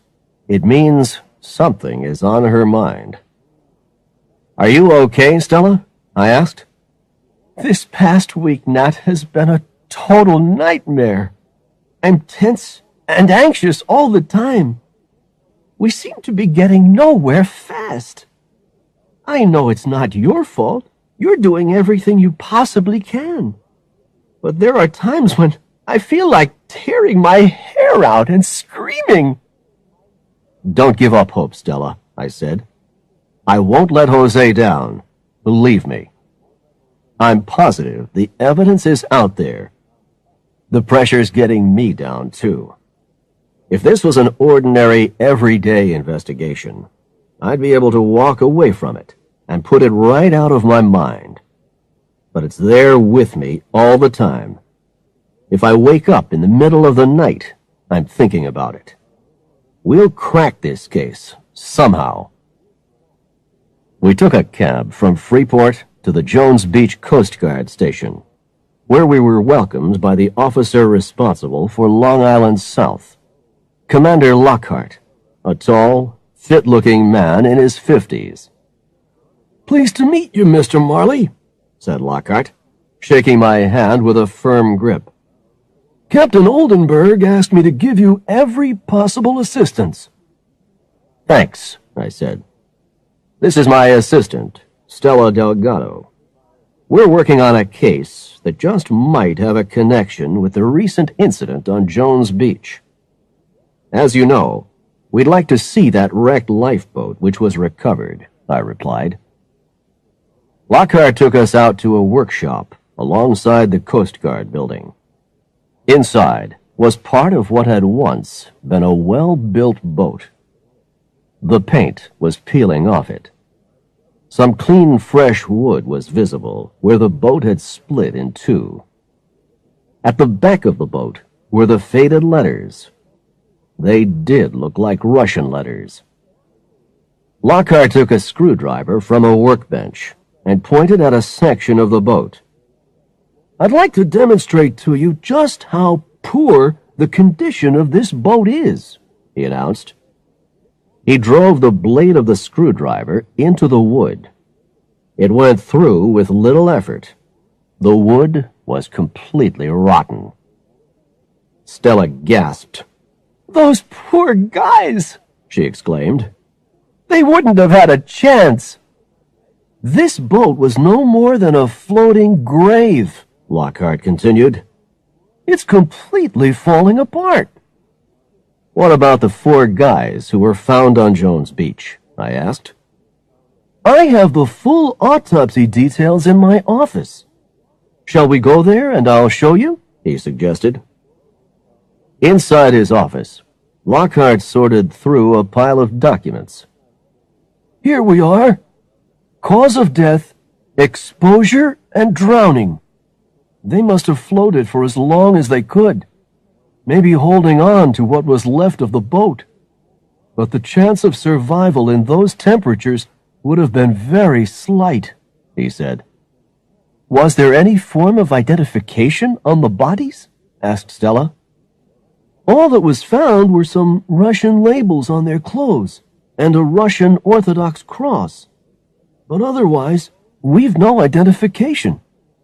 We're running a check with the Russian authorities, but these things take time." Off the record, What do you think really happened to these guys? I asked. Our guess is an illegal immigration operation, Lockhart began. They probably paid a huge amount of money for the privilege of being smuggled from Russia into the USA. In cases like these, another bigger boat would be involved, probably a small fishing boat. They remain offshore, then transfer the immigrants into smaller boats. Are you talking about occasional incidents or regular shipments of immigrants? I asked. We suspect regular traffic. We've got a number of reports of suspicious activity from routine Coast Guard patrols. The Coast Guard has carried out a number of search and seizure operations at sea, but our resources are limited. For every illegal immigrant we seize, there could be others slipping through the net. Of course, we question the ones we catch, but never learn anything really useful, like names of the people behind the operation. Thanks, I said. This has been very useful. If I discover anything relevant, I'll let you know. Mr. Marley, whoever put any people into that boat might as well have been holding a gun to their heads, said Lockhart.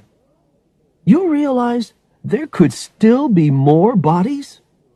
It could take time before they're all washed onto the beach. From Jones Beach, we took a cab to Brighton Beach. The heavy clouds had begun to lift slightly, and the occasional ray of sunshine was breaking through.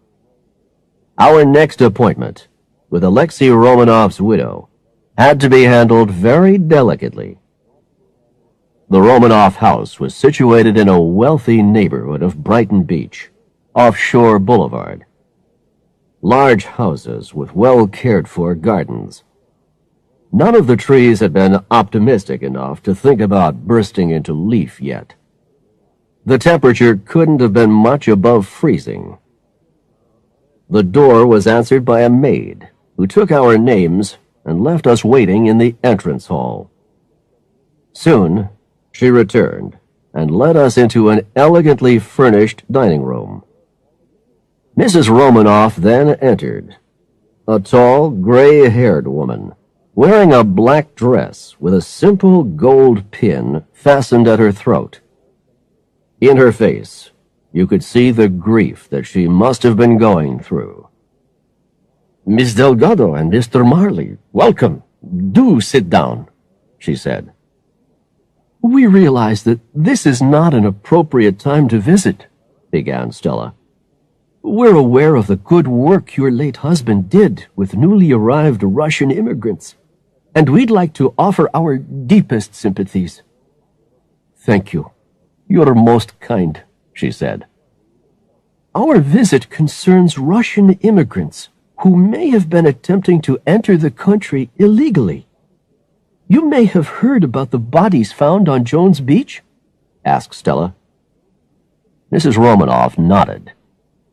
They were probably young Russian men, Stella continued. The boat they were sailing in was in a completely unseaworthy condition. Whoever was behind this immigrant smuggling operation had surely sent these boys to their deaths. Mrs. Romanoff frowned. I could see we had her attention. But this is dreadful. Can I be of any assistance? Asked Mrs. Romanoff. Poor Alexei would have moved heaven and earth to bring the people responsible to justice. I judged it was the right time to make my move. I realize that this is not a suitable time to ask this question, ma'am, I said. We know your husband was active with the Immigrant Welfare Society. Could he possibly have made any enemies in the Russian community? You see, there could be some connection between your husband's death and these poor boys found on Jones Beach. I really couldn't be absolutely sure of my facts here. But again, there was no harm in taking a chance if we were going to make any progress with Jose's case. The police have already asked me all about—" began Mrs. Romanoff. She then paused and gave me a hard stare. "I don't think you're being completely truthful with me, Mr. Marley. What is the real reason for your visit?" It was time to put all our cards on the table. "Mrs. Romanoff, I apologize. Yes, I have been less than honest. I am a private investigator representing my client, Jose de la Cruz, who, as you know, has been charged with the murder of your late husband. I do not believe that your husband was the victim of a simple street crime. I suspect your husband had discovered something that put his life in danger." Mrs. Romanoff's face grew pale. She sat silently and still as I continued. "We also have to admit that our interest in this case is personal. Our client, Jose de la Cruz, is Ms. Delgado's younger brother." Stella turned to face Mrs. Romanoff. "Believe me, Mrs. Romanoff, this is difficult for me, too. As God is my witness, my brother is not a killer, just a gentle, harmless, ordinary guy who must have been in the wrong place at the wrong time," said Stella. I continued. "As far as the NYPD are concerned, they've found their killer, but I'm not convinced. I am asking for your help in finding your husband's real killer or killers. I can't be more honest than that." Chapter 9. Victor Kamenev. Mrs. Romanoff stood up and stared out the window for a moment before speaking again. "Mr. Marley, Miss Delgado," she said, "I believe you are sincere. You may count on my cooperation and support." Stella looked at me and smiled. Mrs. Romanoff continued. "You appreciate this is a very difficult time for me, but I'll do my best. There's something quite weird about the events of last week.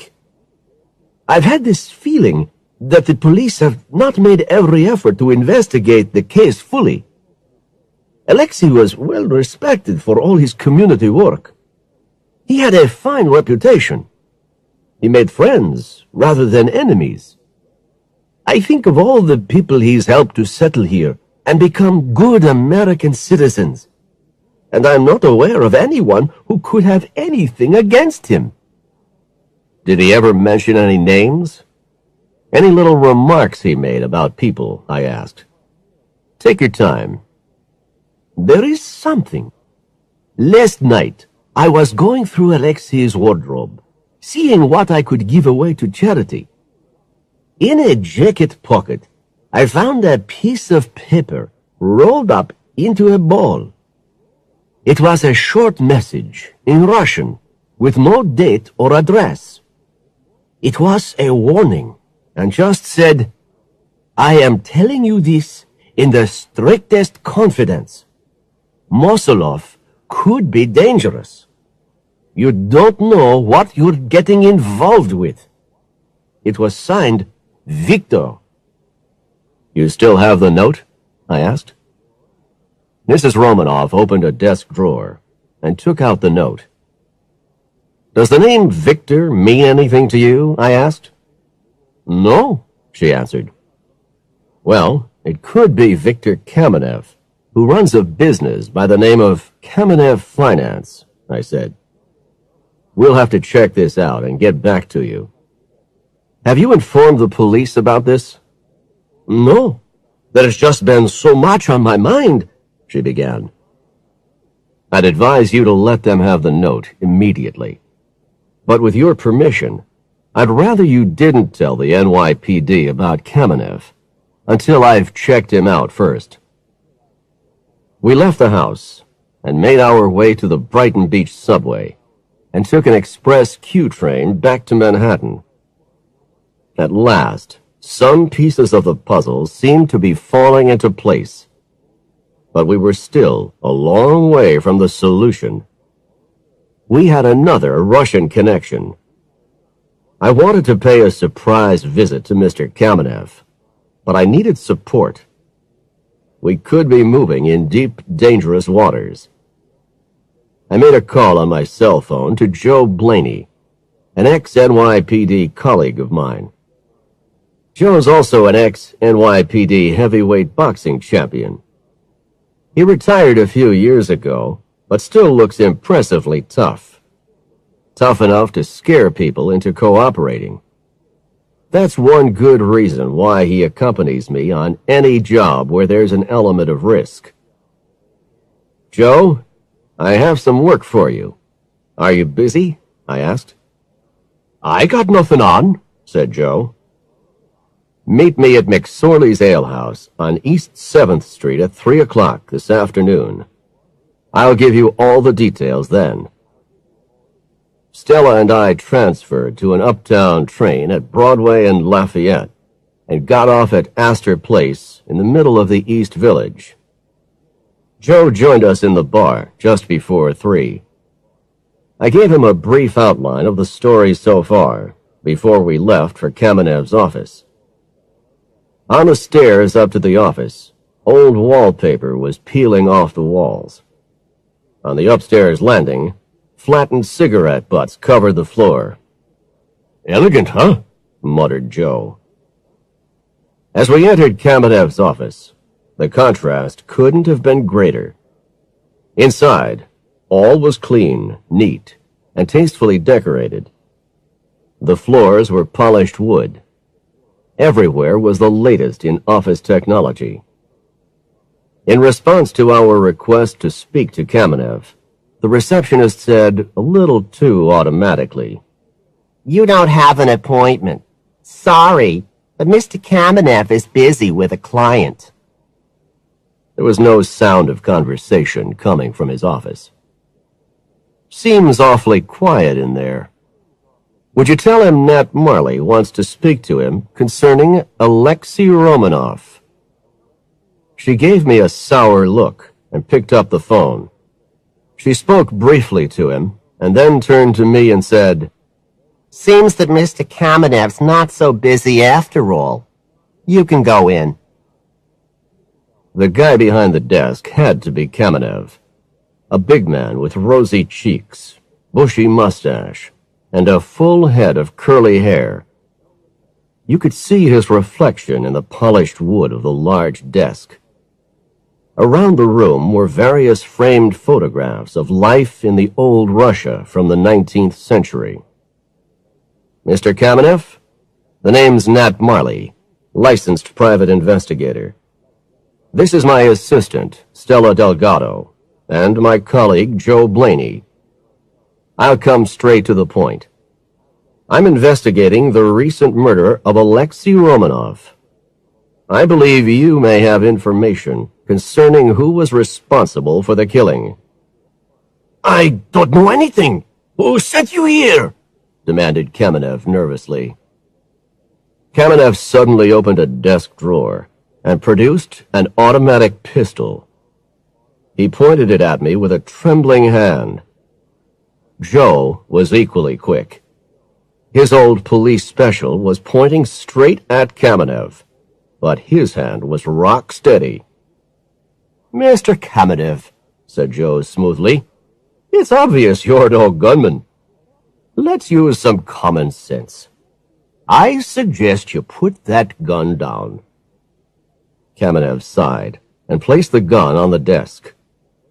Joe moved to the desk and emptied the bullets out of the weapon, then returned it to Kamenev. "Is it true that you sent a warning note to Mr. Romanov?" I asked. Kamenev eyed us suspiciously from behind his desk. "Before I say anything, I need to have a guarantee that you are genuine," he said. "By all means. I suggest you call Alexei Romanov's widow," I replied, and gave him the number.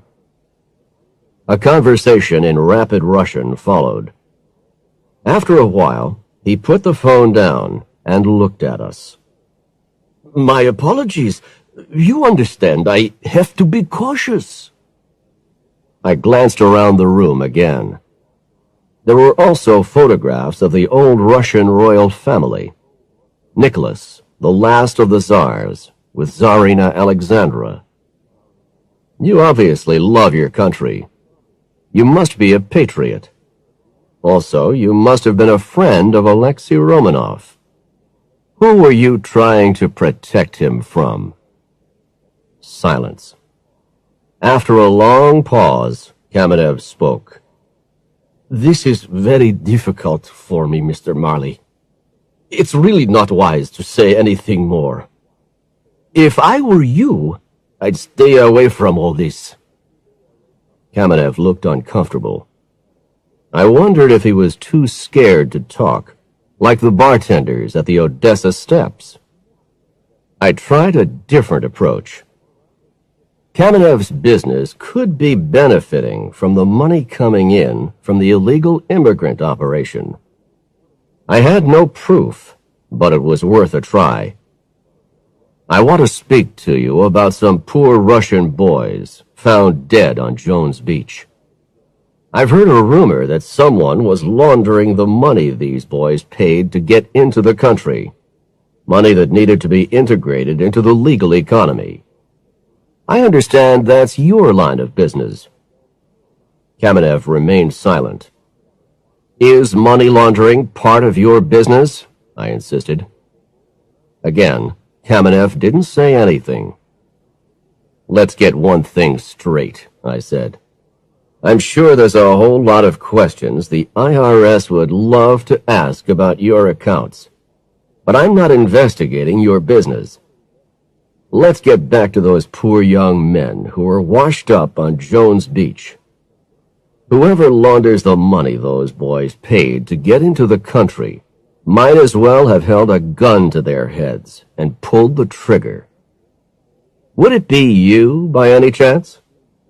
You see, they died because they'd been put in a boat that was falling apart. The boat split in two in the storm, and they drowned. In some way, you might share some responsibility for the deaths of 4 good Russian boys. I could see Kamenev's lips tightening. I knew what I said had found its target. I was appealing to his sense of honor. I hoped and prayed there was some honor left in him. 4 good Russian boys, I repeated. All they wanted was to enter the land of opportunity and make a success of their lives. And now they're dead. Their families back in Russia won't know what's happened to them. Maybe they saved up for years to give their sons this chance. But you won't be out of pocket. The money will still be coming in. Honest to God, stammered Kamenev, I don't ask questions.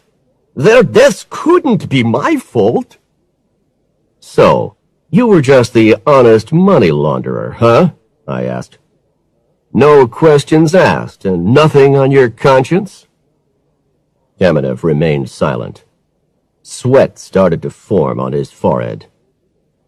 I have this feeling there's a connection between Romanov's death and those boys found drowned on Jones Beach. You follow what I'm saying? I went on. He nodded, but his expression was blank.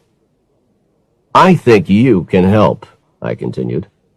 Help us find the guys who sent those good Russians to their deaths. You're a patriot, and despite your line of business, I believe you're a man of honor. The most patriotic thing you could do is help us to find whoever is exploiting honest Russian people. We also want to find who really killed Alexei Romanov. That man did some fine work in the community, helping Russian folks to settle here. He remained silent. I nodded to Stella. Tell him, I said to her. Mr. Kamenev, Stella began, our interest in this case is also personal. My brother, Jose de la Cruz, has been wrongly accused of Alexei Romanov's murder. As far as the NYPD are concerned, he's guilty. We believe he was set up as the fall guy to take the blame. We need someone who knows the Russian community, someone who has the contacts and inside knowledge to help bring the real killers to justice. Kamenev took a deep breath and pushed his hands into his fists. Okay, said Kamenev. I admit that in my work I don't ask too many questions. Cash arrives from anonymous clients. I only know them by a number. But if innocent Russian boys have been killed and I've profited from it... I interrupted him. You still haven't told me why you sent the warning note to Romanov. Who's Mosolov? Mosolov runs some sort of operation in Brighton Beach and contacts me from time to time to expect a delivery of cash. We've never met, only exchanged coded emails and faxes. Monday last week, Mosolov emailed me and asked what I knew about Romanov. I asked why, and the reply was that Romanov had been asking inconvenient questions. I didn't want to get involved, so I just played it safe and denied any knowledge of Romanov, except what's known publicly. I suspected that Mosolov was dangerous, and so Romanov could be in danger. Thank you, Mr. Kamenev. Our problem is that we still have to prove who murdered Romanov, I said. Mr. Marley, I am a patriot, and I feel I owe a debt of honor towards my countrymen. How can I help? I'm going to set up a meeting with Alexei Romanov's widow, I said. I'd like you to be there. Expect a call from me tomorrow morning. Chapter 10. Witness. It was now just over a week since Alexei Romanov had been found murdered. People's memories tend to fade once events become part of the distant past. We needed to find witnesses while their memories were still fresh. Maybe the presence of Kamenev would help the bartenders at the Odessa steps to remember more about Wednesday night. I left Stella to do some phoning to set up a meeting with Kamenev and Mrs. Romanov. I suggested somewhere like a good restaurant in the Brighton Beach area, but I left the choice up to her. I had received another Coast Guard press release. Another body washed up on Jones Beach. The details were similar to those of the other victims. A male in his 20s. No form of identification on the body. No definite connection could be made with the previous fatalities on Jones Beach. But if there was a connection, just how many people had been on board that lifeboat when it left the ship for the Long Island shore? With the information about deaths of innocent Russian boys, I didn't anticipate too much difficulty in gaining the cooperation of the citizens of Brighton Beach. I had just finished reading the press release when the phone rang. I recognized the elegant English accent. Edie Tilden. Mr. Marley, I've seen a very suspicious incident on Fire Island. Had I been wise to encourage that eccentric old lady to play the investigator?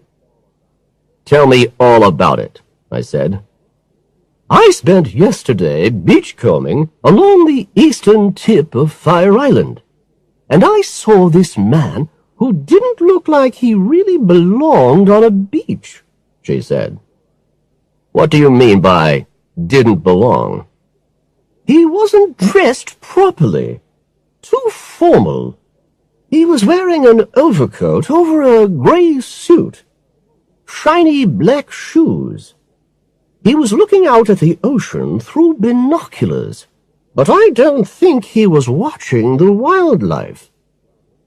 Could you describe him? I asked. Well, he was tall, 6 feet plus, with a big build. But, you see, Mr. Marley, I saw all this from a distance. As soon as I got closer, he left. Perhaps he was frightened by the sight of Edie Tilden. What she had witnessed could be relevant, or could have been entirely innocent. Fire Island is the next narrow strip of land off the Long Island mainland, to the east of Jones Beach. Anyway, I stored away the information, thanked her, and returned to our immediate concerns. Stella had made the necessary arrangements. A midday meeting at Café Paris in Brighton Beach. A table had been booked, and Kamenev was on his way to pick us up. It would be a pleasant change to travel to Brighton Beach by car instead of the subway. Things with Kamenev were now more relaxed, so we were able to get to know one another a little better. Viktor Kamenev's family, we learned, left Russia and settled in America many years ago. Like many in the Russian-American community, Russian was his first language, and he and his relatives had remained true to their cultural roots. The car was now leaving Manhattan, crossing the Brooklyn Bridge. Below, the wind was whipping up the waters of the East River into white-tipped waves. Above us, on the footbridge, people were walking into Manhattan, well wrapped up against the cold. Soon, we were cruising along Flatbush Avenue, with the skyscrapers of Manhattan fading into the distance. The conversation turned to recent events. "Mr. Marley," Kamenev started, "I've been thinking a lot about our conversation yesterday. I'll ask whatever questions you want me to. I can put pressure on people and ask for favors. There are people around Brighton Beach who owe me money. The prospect of negotiating a debt should encourage someone to talk." The car was now rolling through the suburbs of Brooklyn.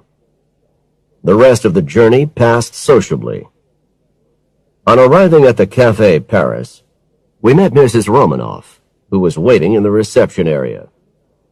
We were taken over to our table, where I made the introductions.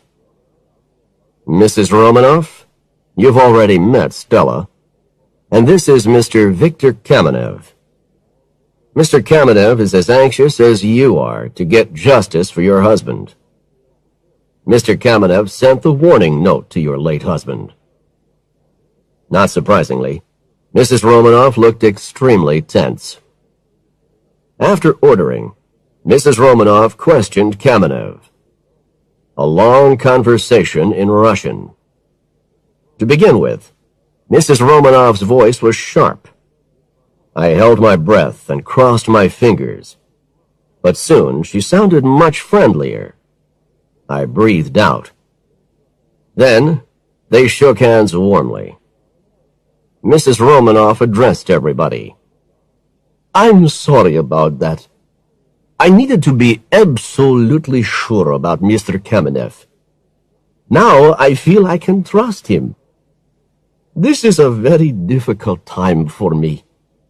It's little more than a week since poor Alexei was so cruelly murdered. I want to thank you all very sincerely for coming here. Mr. Marley, I know you said your interest in this case was personal. Naturally, mine is too. I know you must have other work you should be doing, and this investigation must be a considerable expense." "Well, not really, ma'am," I began. "Mr. Marley, you're a very poor liar. I'm hiring you to find my husband's murderer, whatever the cost." I could certainly use the money. I hadn't done any other work since I'd heard the news about Jose, and there was still the office rent taxes, and salaries to pay. Thank you, ma'am. I accept. Stella will draw up a contract. After a discussion over lunch, there seemed to be two clear avenues of investigation. One was the Odessa Steppes. Having a member of the Russian community with us could help to make some progress there. The other avenue was Alexei Romanov's computer files, particularly those concerning the Immigrant Welfare Society. Computer skills were Stella's specialty, so she left with Mrs. Romanov to examine the computer, while I paid a visit to the bar with Kamenev. When we arrived, the lunchtime crowd was building up. I took Victor over to the display of sports souvenirs. I showed him the baseball bat Jose had grabbed. The bat was now securely fixed to the wall with metal bands and strong screws. I gave Kamenev all the background information he might need about Jose's night out in Brighton Beach. I recognized the bartender I'd spoken with on my previous visit. He was laughing and joking with the regular customers.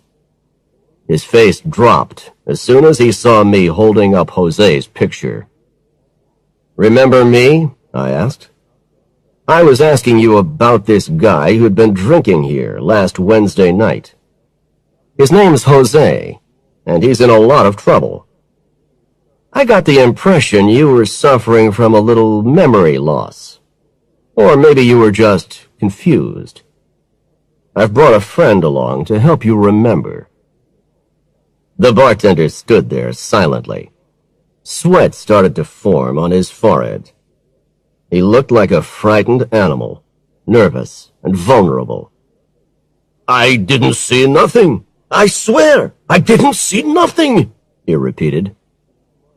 Meanwhile, a smartly dressed guy, who I took to be the manager, joined the bartender. "What's going on here?" he asked. "I'll have no harassment of my staff." The moment he made eye contact with Kamenev, the manager froze and lowered his head. Victor spoke to him in Russian. It sounded like a heated argument at first, but tempers soon cooled. The manager waved to the bartender, who poured drinks for Kamenev and myself. "Mikhail, the bar manager, has just remembered how much in debt he is to me. I've offered to be flexible about the repayments, provided we get some information. Shall we move into your office, Mikhail?" The bartender told us that Jose had woken up in the bar alone. He was sleepy and confused. He stood up, reached out an arm, grabbed the baseball bat, fell over, and just lay there. The regular customers at the bar were very offended. Who was this guy damaging the sacred bat? Before anyone could lay a hand on him, someone else had got involved and protected Jose from the furious regulars. This guy had taken pity on him and said he'd help get him home. I was getting very interested indeed. There were a whole lot of questions I needed to ask via Kamenev's interpreting. "The guy who helped Jose. Name?" I asked. The bartender paused and looked fearfully toward his boss, who nodded his permission. "He's called Nick Zernov. If you know what's good for you, you'll stay clear of him. He's a real bad guy." That explained why he had the power to protect Jose from an angry crowd. Zernov had seen the opportunity to use Jose as the fall guy, to make Jose appear guilty for a murder. "Give me a full description of Zernov, will you?" I asked. "Tall, over 6 feet, and muscular.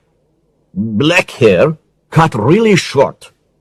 Thick black eyebrows. His nose looks like someone broke it. Likes to wear expensive suits, shiny material. I experienced that thrill you get when you realize some parts of the puzzle might at last be fitting together. I recalled Edie Tilden's description of the guy she'd seen on Fire Island. I had to remind myself not to get overexcited.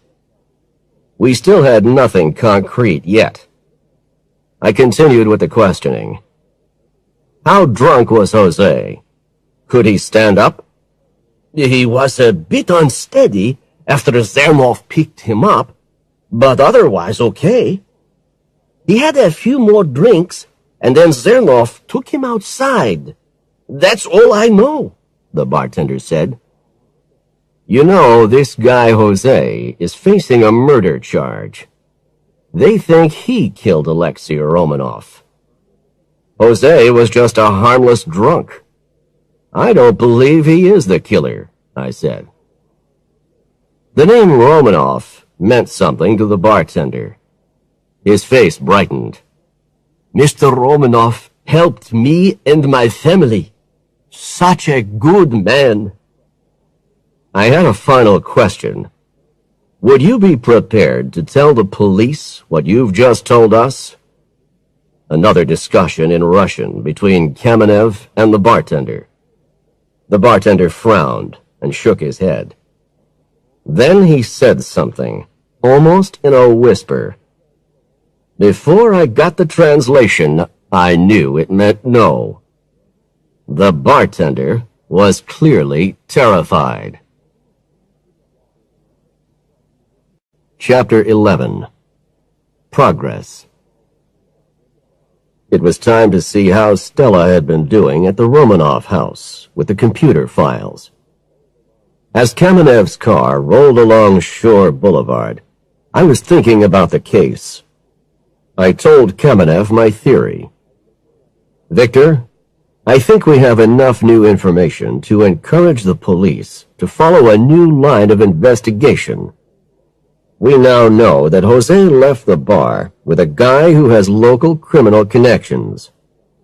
Zernov doesn't sound like the type of guy who'd rescue someone from a beating purely out of warm, sympathetic feelings toward his fellow men. So my theory is that Zernov saw an opportunity to use Jose as the fall guy. But what about all the evidence against your client? The forensics? And the murder weapon? Asked Kamenev. It'd be quite easy for Zernov to kill Romanov, I explained. Then, for him to wipe the gun clean, grip Jose's hand around it, leaving his fingerprints on the gun. Even easier to do if Jose was already unconscious. Back at the house, Stella had found something. A file protected by a password. Whatever she tried, family names or place names, she couldn't open the file. I glanced around the room. There were a number of photographs of old Russia. Opposite the desk was a picture of a wide avenue in a major city. Mrs. Romanov noticed me studying the picture. Poor Alexei loved that street scene, she said. It's the Nevsky Prospect in Old St. Petersburg. That's an idea. Why don't you try typing in Nevsky Prospect? Could you spell that out for me? Asked Stella. Again, the computer denied us access. Stella keyed in the words individually, but still no success. Mrs. Romanov had another suggestion. That street is named after the Russian national hero, Alexander Nevsky. Try his name, suggested Mrs. Romanov. Stella keyed in the words. This time, the protected file opened. There were lists of dates going back over the past 2 years at regular intervals. Next to some of the dates were Russian names, sometimes with local addresses. By some of the names, there was a capital M with a question mark. The most recent date was last Friday. There were also a couple of future dates, with an M question mark next to them. The first of these was Saturday, March 16th. "What do you make of that?" asked Stella. "Well, M could stand for Mosolov," said Kamenev. Okay. If we assume that Zernov works for Mosolov, I said, and if we can find out what sort of operation Mosolov is running, then things should fall into place. Mrs. Romanoff had been examining the names and dates in the computer file. "Mr. Marley, I know some of these names. Some of them are people who Alexei helped through the Immigrant Welfare Society. This one here, Boris Chernov. I know he entered the country illegally. Could Mosolov be smuggling in Russian immigrants? Could these be the dates when they were brought in?" It's possible, but we'd still need more proof, I answered. I'd like to talk to Chernov, but it would be helpful if you would accompany me, Mrs. Romanoff, so there's someone he knows and trusts. But that will have to wait until tomorrow. It's time I had another talk with Captain Oldenburg. Stella, would you print me out a couple of hard copies of that file? We said our goodbyes to Mrs. Romanoff and left with Kamenev in his car. Kamenev dropped us off at Police Plaza in Manhattan. A sergeant led us to Oldenburg's office. Oldenburg was sitting with his feet up on the desk and didn't bother to remove them when we entered. "Please don't stand up just for us, Oldenburg," I said. "What makes you think I would?" growled the captain. "I don't suppose you want some coffee." "Thanks for the hospitality, but if it's NYPD coffee, we'll do without it." "Sensible decision. Now, what can I do for you, Marley?" he asked, at last removing his feet from the desk. There was the usual expression on the captain's face, which seemed to say that life and work were an annoyance, and I wasn't making things any better. It was time to get him interested. "The Odessa Steps, Brighton Beach," I began. "You remember I told you that Jose pulled that baseball bat off the wall and then got out of that bar unharmed? Well, the reason was that he had a protector." "Go on, Marley. You're beginning to interest me," said Oldenburg. "I also got a witness, but I doubt whether he'd give a statement to the police. A bartender saw Jose leave the bar with a big, smartly dressed guy. We have a name, Nick Zernov. He's part of a local gang." "How do you spell that?" asked the captain. There was a rare burst of energy from Oldenburg as he swung around in his chair to the computer and typed in the name. A list of names came up on the screen, including a Nikolai Zernov. "He's known as Nick, so this Nikolai could be the guy," I suggested. Oldenburg opened the file. The photo matched the bartender's description. Zernov had a long criminal record. Like the bartender in the Odessa Steps had said, he was a guy to avoid. He'd been charged with murder, but found not guilty, and had served a 4-year prison sentence for robbery. "Oldenburg, I'm positive that's the guy who killed Romanoff," I said. "Would you print me out a couple of copies of the picture?" "So, if he is, where's your proof?" demanded Oldenburg. "I don't have anything to charge him with." "Well, let's provide you with more new evidence," I continued. You already know about the warning note which Mrs. Romanoff found in her husband's jacket. I found the guy who wrote it, a Viktor Kamenev, who owns Kamenev Finance. He has a lot of contacts in the Russian community. He discovered that Romanov had been doing some personal investigation into what could be an illegal immigrant smuggling operation. But his questions had really bothered someone by the name of Masalov. Kamenev knew Masalov was angry, so he sent the warning note to Romanov. "Okay, let's check to see if there's anything on this Masalov," said Oldenburg. He typed in the name, but the screen remained blank. He paused and thought for a moment. "If I'm going to charge Zernov, I need solid evidence. We have nothing on him, except for the fact he left the Odessa steppes with Dela Cruz. It'll be easier to find evidence against Zernov if he's under the impression that Dela Cruz is charged with murder. You see where this is leading, Marley?" "You mean the official NYPD line is that Jose is the killer, case closed. The unofficial line is that the investigation quietly continues," I suggested. "You got it," said Oldenburg. "I'll have a police surveillance team watch Zernov's movements without being seen." Suddenly, Stella's cell phone rang. She rushed out into the hallway to answer it. There was a scream of joy, followed by rapid Spanish conversation.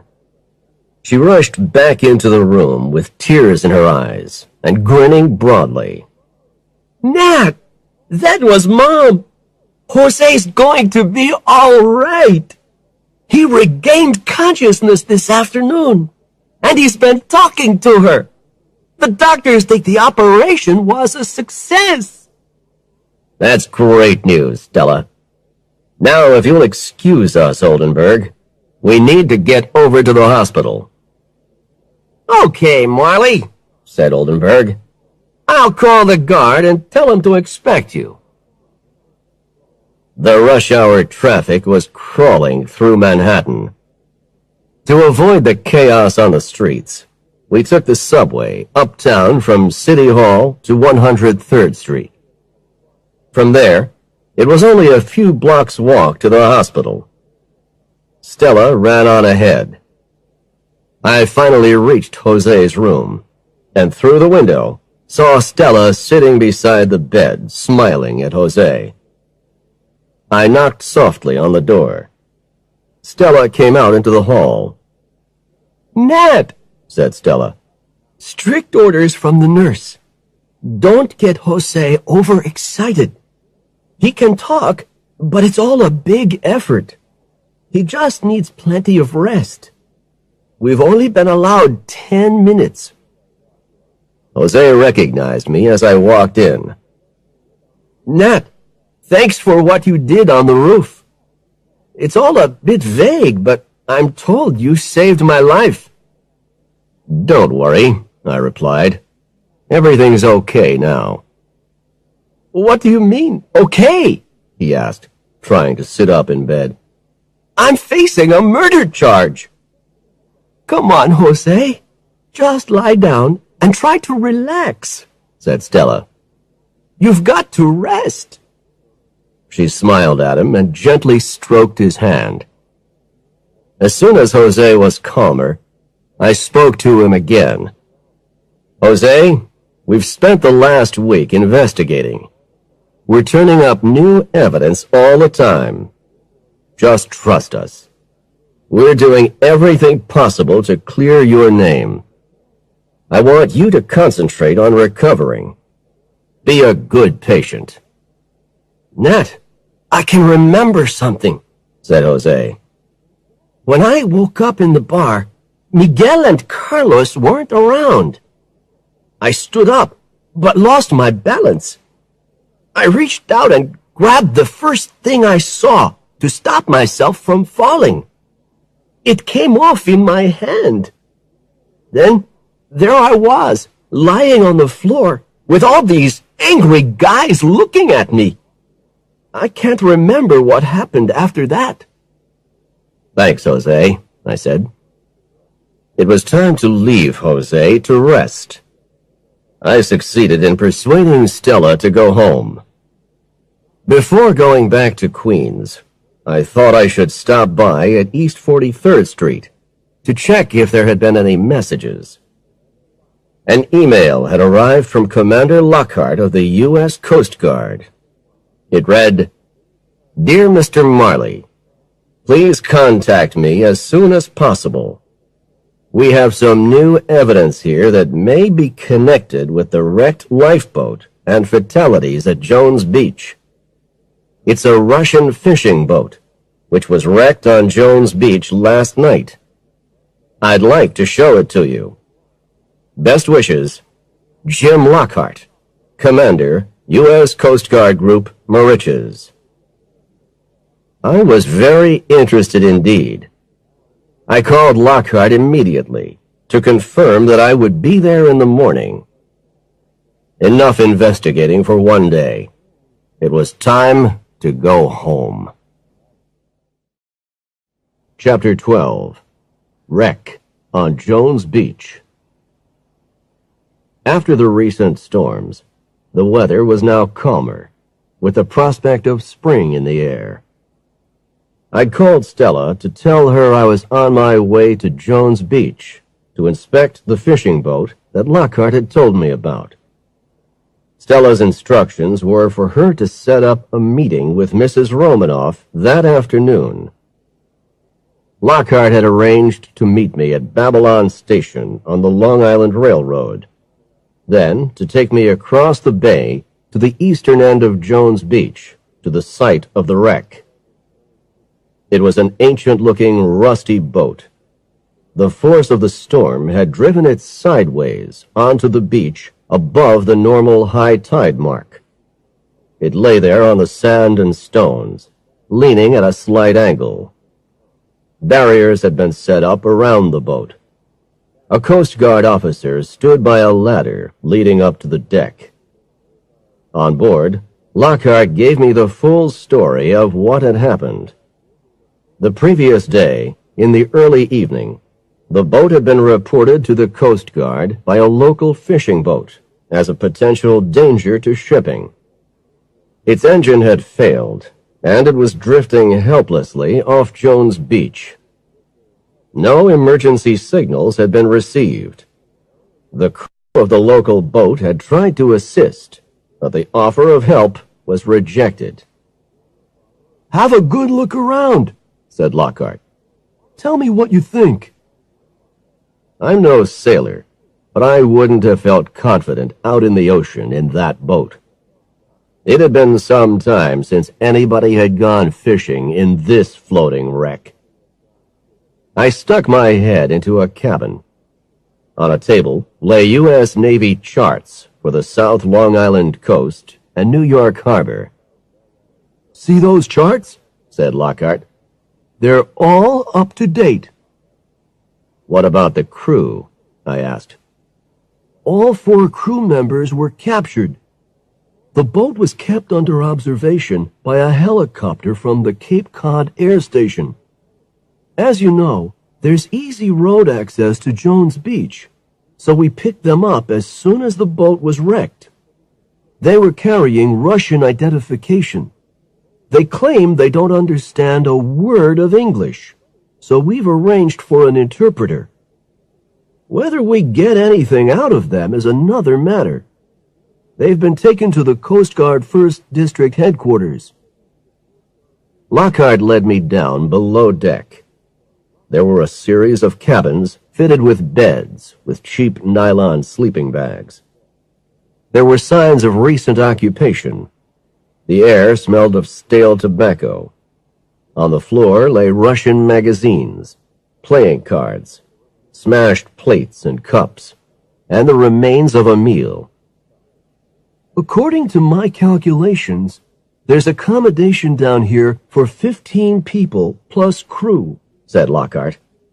This could be the boat that those poor Russian boys were in. but I can't prove anything. 5 bodies so far. So if they had been shipped here on this boat, there are potentially more fatalities? I asked. Yes. It's unlikely there would have been any survivors from the lifeboat, said Lockhart. I accompanied Lockhart up to the bridge. Inside, it was full of sophisticated equipment. The boat may look like a wreck, but they've installed the latest satellite navigation system, explained Lockhart. Look at this little device. It gives you your exact position wherever you are. My theory is the appearance of this boat is a deliberate disguise. From a distance, it looks like any other fishing boat, a perfect cover for smuggling in illegal immigrants. No ship's log, though, so we have no record of the boat's movements. If you come outside, there's one last thing to show you. Lockhart took me outside. Look, he said. The lifeboat's missing.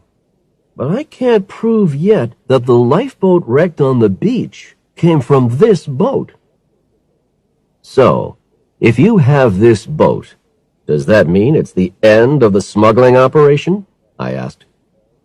We can't tell, he replied. It wouldn't surprise me if they had several boats operating. Also, we have no idea how many smuggling operations are active at one time. We're going to double Coast Guard patrols off the South Long Island shore. Back in Lockhart's car, I showed him the document from Romanoff's computer file. Take a look at these dates, I said. Are there any connections with incidents reported to the Coast Guard or that the Coast Guard has been involved with? After examining the list of dates carefully, Lockhart said, Yes, there's a definite pattern here. Some of these dates match up. Where did you get this information? From the computer files of an Alexei Romanoff, who was found brutally murdered last week. I'm reasonably sure he was doing his own investigation of an immigrant smuggling operation. He must have asked too many awkward questions and paid the price. Lockhart pointed to the final date on the list, which was the next day, Saturday, March 16th. This could indicate another delivery of immigrants will arrive tomorrow. I told Lockhart about what Edie Tilden had seen at Fire Island. The big, smartly dressed guy looking out to sea through binoculars. Of course, it could be nothing, I said, but I suspect he was checking out Fire Island as a possible landing point. Lockhart unfolded a map of the Long Island beaches. Let's suppose that a boat is going to be landed on Fire Island. There are lots of beaches, but very limited road access across the bay. Any vehicle would have to return via Jones Beach, from this point at the tip of Fire Island, and then there are only 3 points of access back to Long Island. They'd be caught like rats in a trap. Maybe.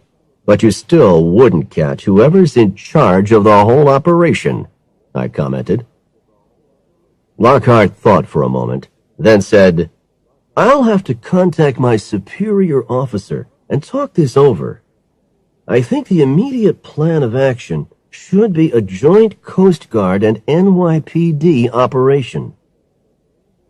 Lockhart dropped me off at Babylon Station.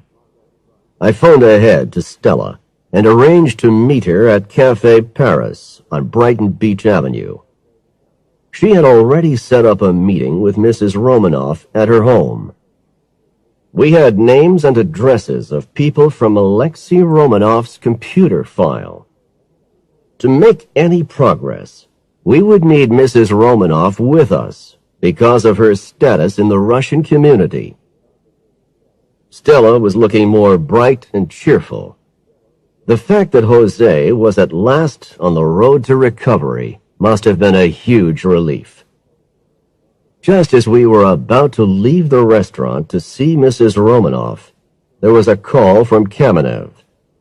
He'd been doing some research and had discovered a company called Maslov Import and Export. In my experience, a business which describes its function as import and export could mean anything. It was a conveniently vague term that could apply to any number of activities. Was importing immigrants one of them? I'll tell you another thing, said Kamenev. I phoned several times, but just got an answering machine each time. When someone finally answered, they just hung up without saying a word when I asked to speak to Maslov. Good work, Victor. Do you have an address? I asked. The business was located on Brighton Beach Avenue. It would be worth checking out. A guy like Zernoff wouldn't act on his own initiative. He wasn't paid to think. He would obey the boss's orders, and that boss could be the mysterious Maslov. I passed on the information to Captain Oldenburg, and also informed him about my meeting with Lockhart. More leads for the NYPD to follow up. Oldenburg promised to put an NYPD surveillance unit in place to watch the office. At the Romanoff house, I described the Russian fishing boat and its probable function to Mrs. Romanoff. She listened carefully, obviously upset by what she heard. She turned away and held a handkerchief to her eyes for a moment. Then she turned back to me and told me what progress she had made. Mrs. Romanoff had already made contact with one of the people on the list, Boris Chernoff, a young man her husband had helped personally. She had made an appointment with Chernoff, who would come to her house. Chernoff was in his late 20s. He was an immigrant who had been in the USA for almost 12 months. His English was good enough to communicate effectively without the need for an interpreter. He had met Alexei Romanoff and was sincerely grateful for all the assistance he had received from the Immigrant Welfare Society. Mr. Chernoff, does the name Maslov mean anything to you? I asked. He shook his head. I've never heard of it. What about Nick? Nick Zernoff? I asked. I could see an anxious expression as I said the name. Chernoff knew all about him. I can tell you all about Zernoff. 3 years ago, I was living in Minsk, back in the old country. It was a hard life. There were 10 of us living in a little apartment in one of the old Soviet buildings on the outskirts of the city. I'd always dreamed of a new life in the USA, but it was difficult to emigrate legally. There's a limited number of visas available. I heard some gossip around that there were other means of entering the country. What you needed was $3,000. A man called Nick visited regularly, made all the arrangements, and promised that jobs would be waiting for us. Chernoff continued with more details of the operation. Provided you had the money, no questions were asked. I finally met him, exactly as I had imagined. Well-dressed, successful. He told me stories about the USA, the land of opportunity, where any man could realize his ambition, as long as you had the dollars. I worked every hour I could. I borrowed, and I'm ashamed to say, I stole. I didn't care how I got that cash. There was no question of flying us in. We were taken to the Baltic coast, near St. Petersburg, to an isolated fishing port. I couldn't believe the boat they put us in. The conditions were awful. Disgusting food, cold, damp cabins, even rats. There must have been 20 of us on board. Crossing the Atlantic, one of the guys became seriously sick. He had terrible stomach pains. We begged the captain to radio for help, but he refused. The guy died after 4 days. They wrapped him up in an old sheet, tied a lump of concrete to his feet, and dropped him overboard. I don't imagine his family ever got a refund from Nick. The Atlantic crossing took about 10 days. Most of the time it was stormy. We were exhausted and seasick. Finally, we were all put into a small lifeboat in the middle of the night and dropped off on a deserted beach. Nick was waiting there with a truck. We were ordered to get in and lie on the floor and were taken to an empty factory building. I remember there was some sort of railroad track on the floor. We waited there, and eventually we were taken in small groups to various addresses in the Brighton Beach and Coney Island area. Once we'd arrived, we learned the true reality of our situation. We were in the USA without entry visas and had none of the standard documentation. In effect, we were non-persons and totally in Nick's power. If I was discovered by the authorities, I could be sent straight back to Belarus. He could exploit us any way he liked. We were given really miserable jobs in kitchens or workshops, working 12 hours a day or more for very little money, and me with a good education. My life was being dominated by him. I escaped, but found myself living on the streets. I was confused and didn't know how I would cope. Then I contacted the Immigrant Welfare Society. Mr. Romanoff was very kind to me and gave me money for food and rent. Such a good man. He was helping me with my application for a green card, so I could become a legal resident. I was so shocked when I heard that he'd been murdered. Who could have done such a thing? Chernoff had come to the end of his story. I took out Zernoff's photograph, which we had received from Oldenburg. This picture was taken some time ago. Does this guy look anything like Nick? I asked. Boris examined the picture closely and handed it back. He's put on weight and lost some hair, but that's him. Chapter 13. A Message from Mosolov.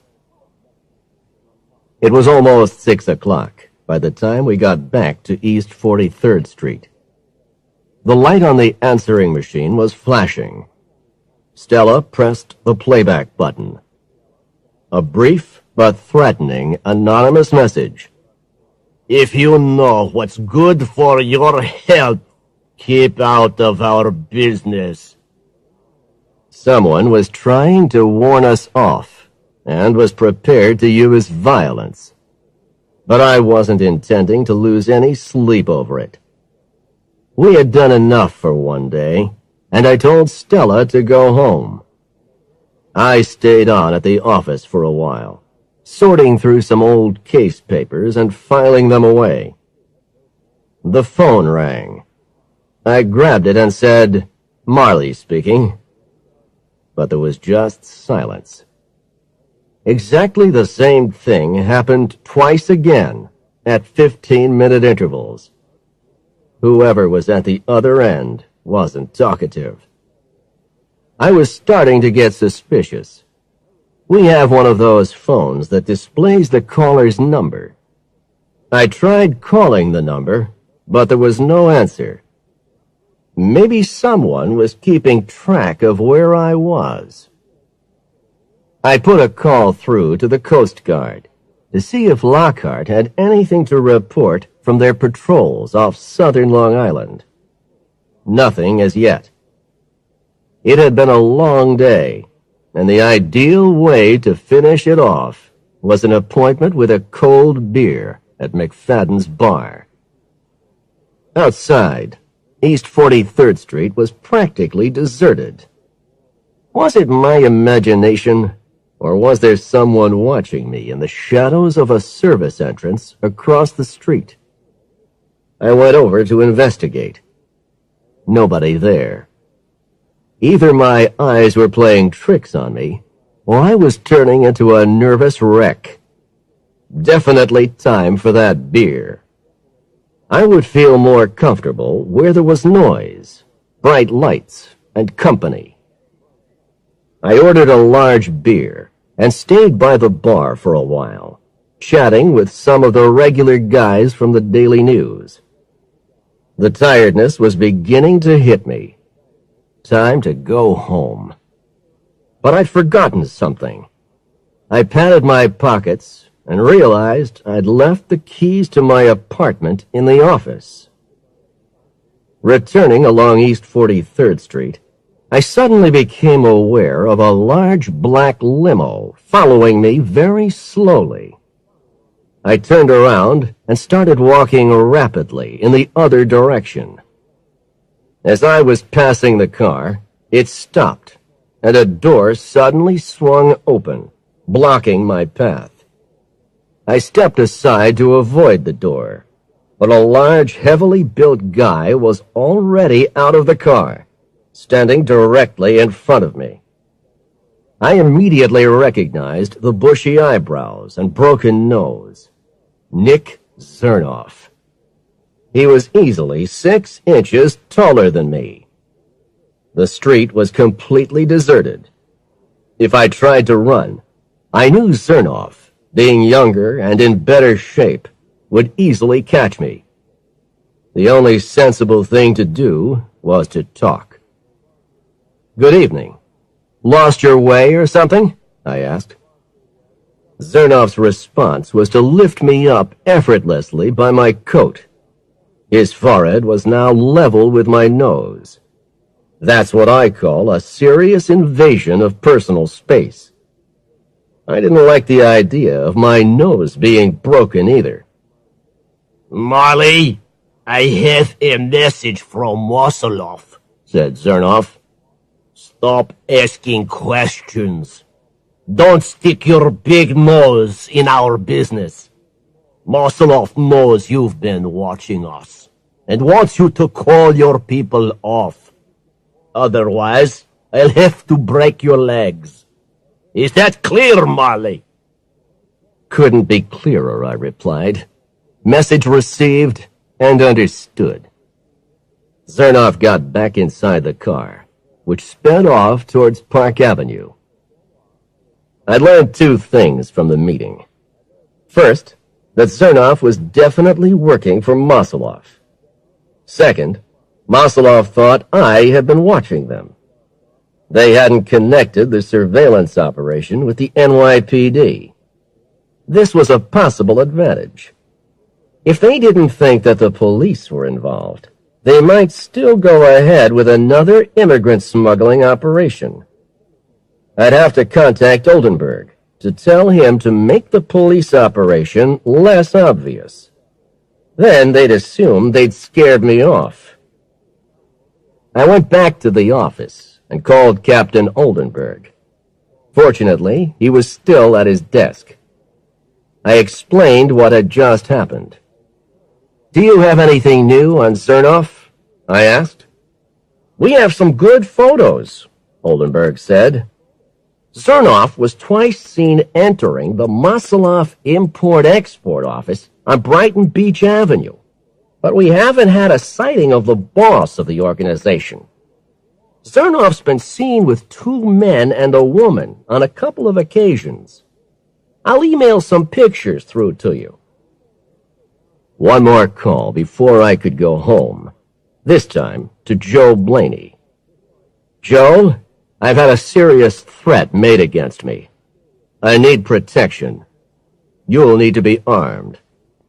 And another thing, will you rent a car?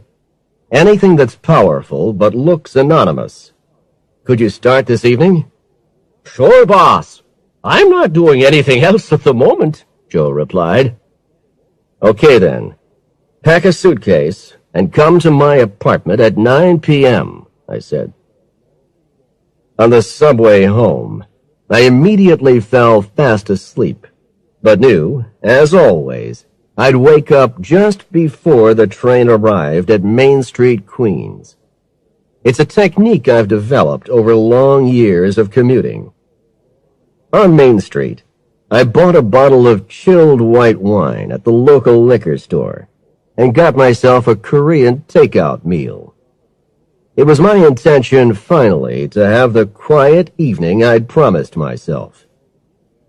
When Joe arrived, I knew I would sleep more soundly. It's reassuring to have an ex-NYPD heavyweight boxing champion sharing the apartment.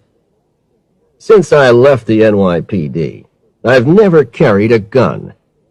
Normally, my philosophy is that if a job involves using a gun, it's a job not worth taking. That's on account of the potential health risks. I knew if Joe had to use a gun, he'd be more accurate than I could ever hope to be. There would be no weekend break. I wanted to bring this case to a close. Chapter 14. Memories. Saturday morning, the weather forecast promised clear, mild weather over the weekend. Perfect conditions for landing immigrants along the Long Island shore. Joe and I got an early start and had arrived at East 43rd Street by 8 a.m. The light on the answering machine was flashing. A message from Mrs. Romanoff asking me to call her urgently. Mrs. Romanoff? Marley here. I'm so glad you've called. I've had some dreadful news, said Mrs. Romanoff. You remember the bartender at the Odessa Steps who witnessed Zernov leaving with De La Cruz? He's been badly beaten up. And not only him. The manager of the bar was also attacked. I'm terribly sorry to hear that. This is probably Zernov's work. He's making sure they stay silent, I said.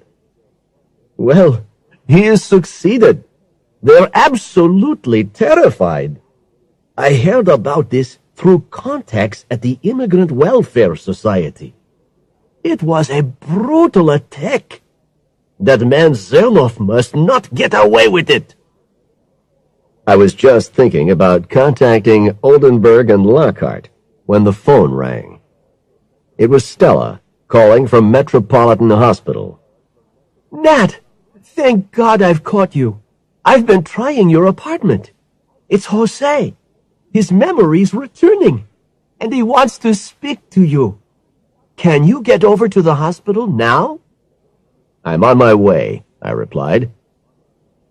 Jose was looking much brighter. His head was heavily bandaged, but he was sitting up in bed.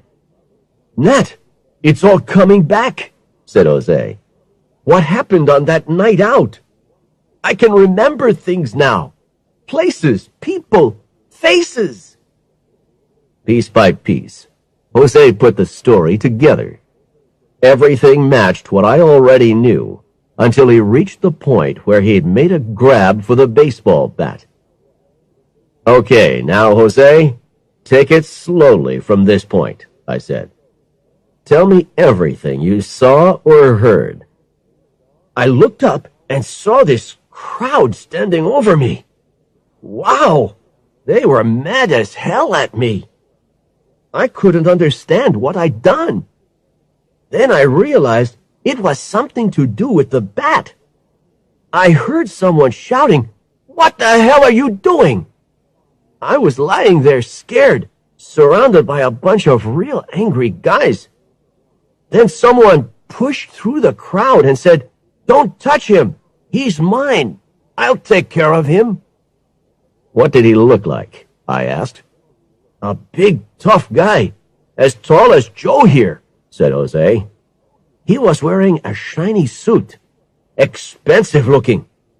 He didn't look pretty. He had a face like a boxer who's lost too many fights." Sounds exactly like our friend Zernoff. Go on, Jose. "He picked me up off the floor.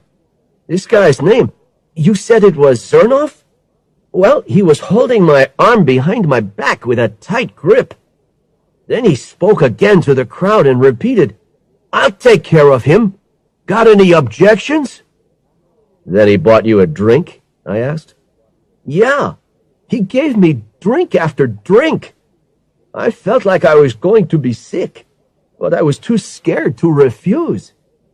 He started asking me all these questions. He wanted to know where I was from and what I was doing in Brighton Beach.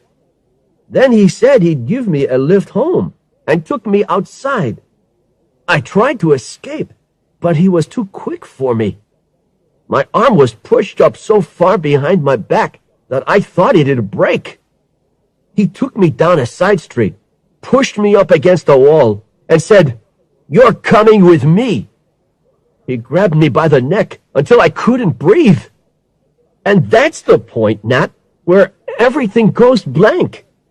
The next thing I knew, I was here in a hospital bed." Thanks, Jose. You'll need to make a full statement to the police. You feel well enough to do that? "No problem," replied Jose. "But I want to get out of here. It's been nearly 2 weeks. It's not going to be long now, I said. But you have to stay here under police guard, so Zernoff and company think they've gotten away with it. Just hang on. The police are going to spread some misinformation. So whatever you hear on the news or read in the papers, ignore it. It'll just encourage Zernoff and Mosolov to remain under the impression that the police think you're guilty." Back at East 43rd Street, there was a message from Captain Oldenburg. A joint meeting between the NYPD and the Coast Guard had been arranged for 2 o'clock at police headquarters. Oldenburg had invited me to attend. I put a call through to him. "What do you want, Marley?" growled the captain. "You sound full of the joys of spring, Oldenburg," I said. "Couple of things you could do for me. First, send an officer to Metropolitan Hospital to take a full statement from Dela Cruz. His memory's returning, and it includes a positive ID of a guy matching Zernoff's description." "Sure," said Oldenburg. "Anything else?"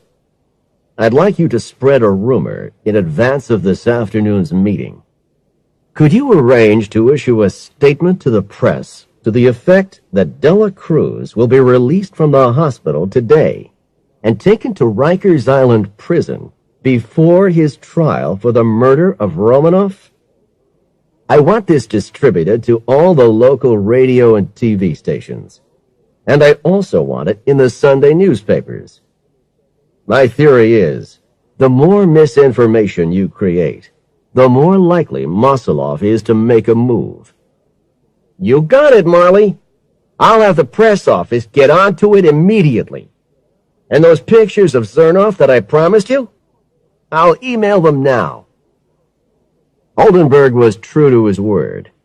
Within minutes, the photos arrived. The picture quality wasn't great, but there was enough detail there to make out Zernoff, looking huge and ugly as normal. "What do you think of these?" I asked Joe. "Well, he's been getting around a lot lately, and meeting a lot of people." He pointed to one of the pictures, showing Zernoff opening the limo door for a big man in an expensive suit and dark glasses. "Is that Mosoloff, do you think?" "Could be," I answered. In the next photo, the same man was standing next to a woman with long dark hair. "And who's the woman? Another colleague? Mosoloff's wife?" I said. I looked out the window. As promised on the early weather forecast, it was clear and calm. These conditions would be exactly what Mosoloff needed to bring in the next boatload. A call came through from Lockhart to confirm that he would be present at the afternoon meeting. He also brought me up to date on the latest developments from the Coast Guard end. "One of the captured crew members decided to talk. I'll email a copy of the statement in advance of the meeting. It makes for interesting reading. There's strong evidence that the casualties on Jones Beach and the wreck of the fishing boat are connected." As soon as the email was printed out, I glanced quickly through it until I came to the relevant section. Then I read slowly and carefully. We were carrying 10 Russian immigrants. The captain stopped about a kilometer offshore, and the men were loaded onto the lifeboat. We had complained to the captain about the condition of the lifeboat. The captain ignored the complaints. A signal was received from the shore. Then the lifeboat set off towards the light. When it had covered about half the distance, the weather changed rapidly.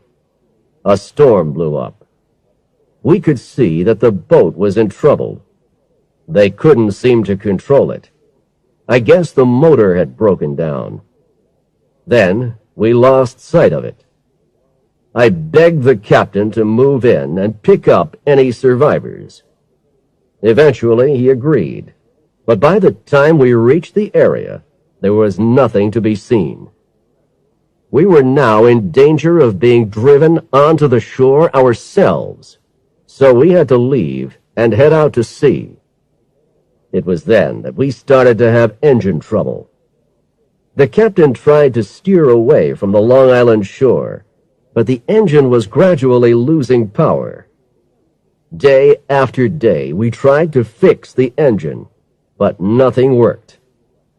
Eventually, a combination of wind and currents started to push the ship back towards the coast.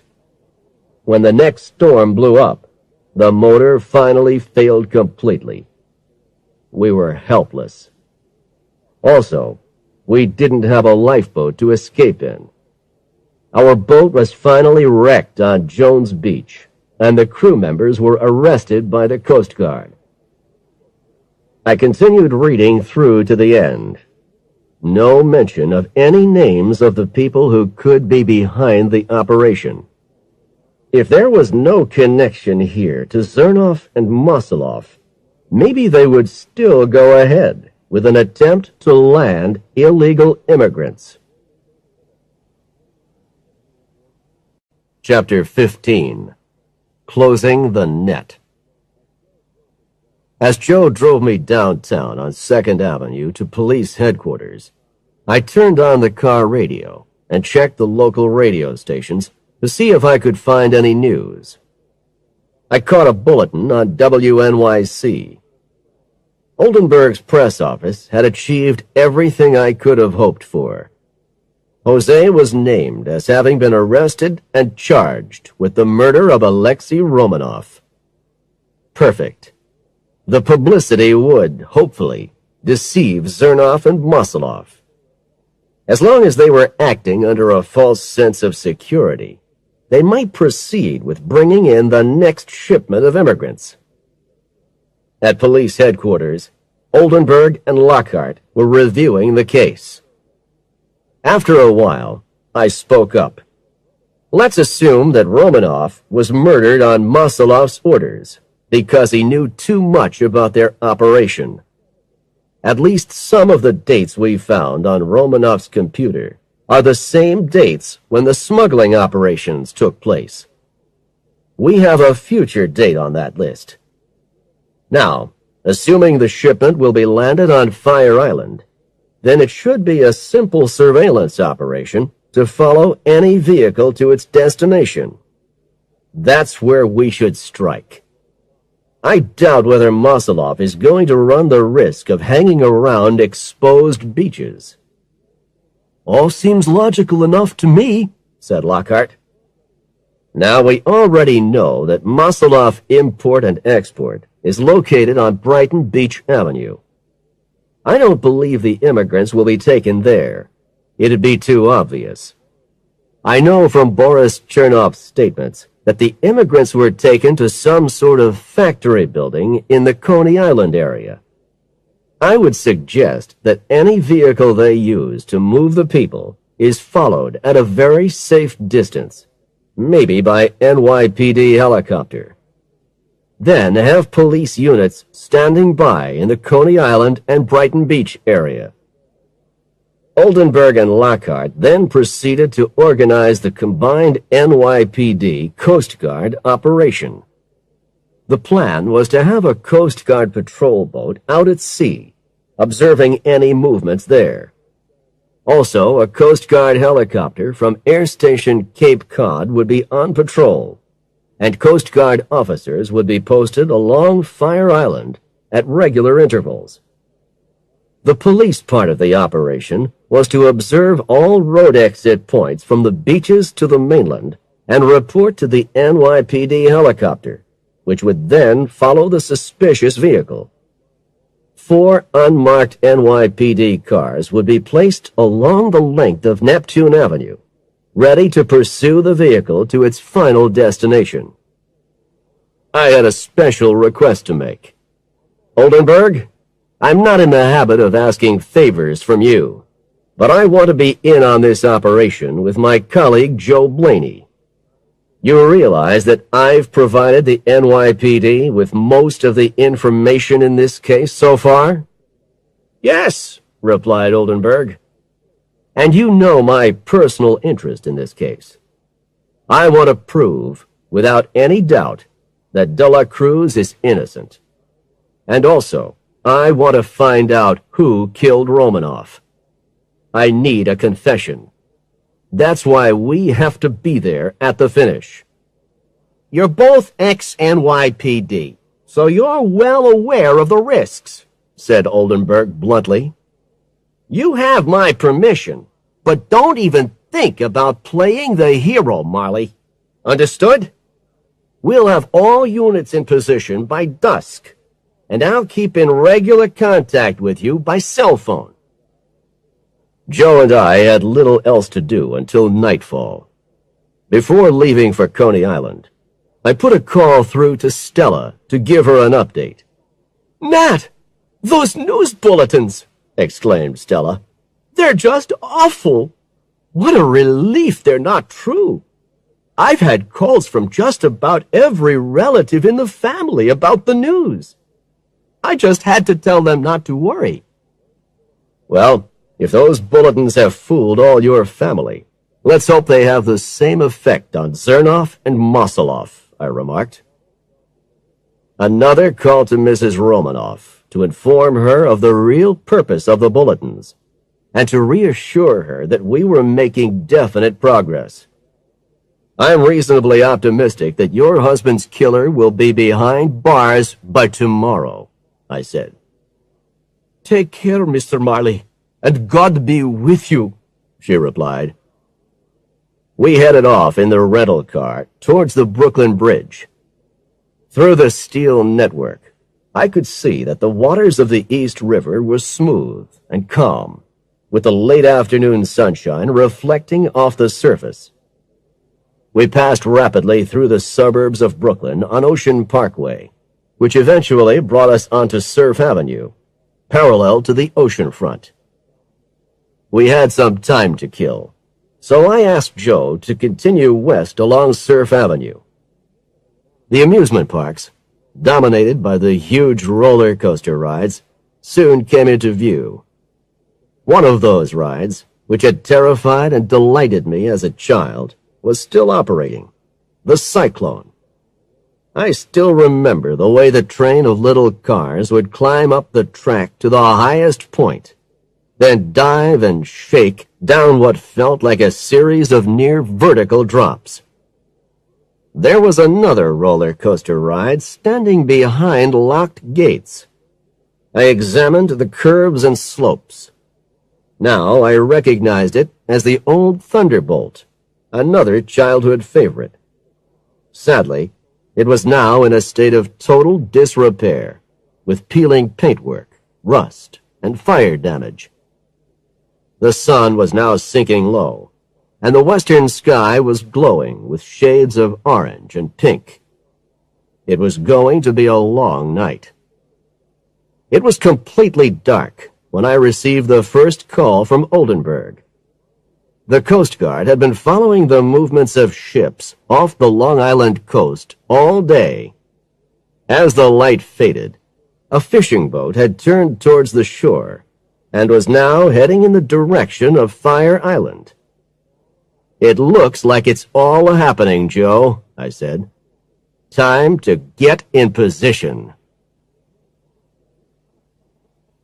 Chapter 16. Face to Face. Time seemed to drag as Joe and I sat waiting in the car in a parking lot off Neptune Avenue. Joe had brought a police radio with him, so we could listen in on the action. I didn't want to feel we were missing any of the excitement. Soon after 10 o'clock, we received a report of the first definite sighting from Oldenburg. Coast Guard observers had watched a small boat land a party of 10 men and 4 packages at the eastern end of Fire Island. A white Ford truck had arrived, driven by a tall, heavily built guy who matched Zernoff's description. The truck had picked up the men and the packages and had been spotted leaving Fire Island. Later, Oldenburg informed us that the truck was now on Long Island Highway 27, heading toward Freeport. The NYPD helicopter was following its movements at a safe distance. It was around 11 o'clock when we heard that the truck was approaching the Coney Island area. The helicopter pilot was having trouble following the vehicle. An ocean storm was brewing, and a lot of fog was rolling in. Not ideal conditions for surveillance from the air.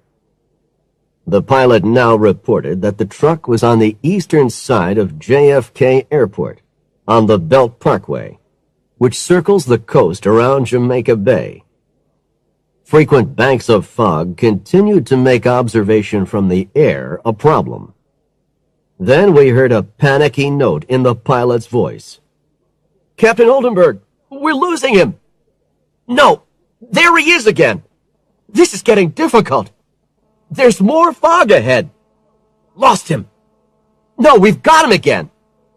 "Captain, we may not be able to keep the suspect under surveillance. The truck's heading east on the Belt Parkway now. I suggest you move all units now to the Belt Parkway exits for Coney Island." Finally, we heard the pilot admit defeat. "Captain Oldenburg, we've lost him." There was radio silence for a time.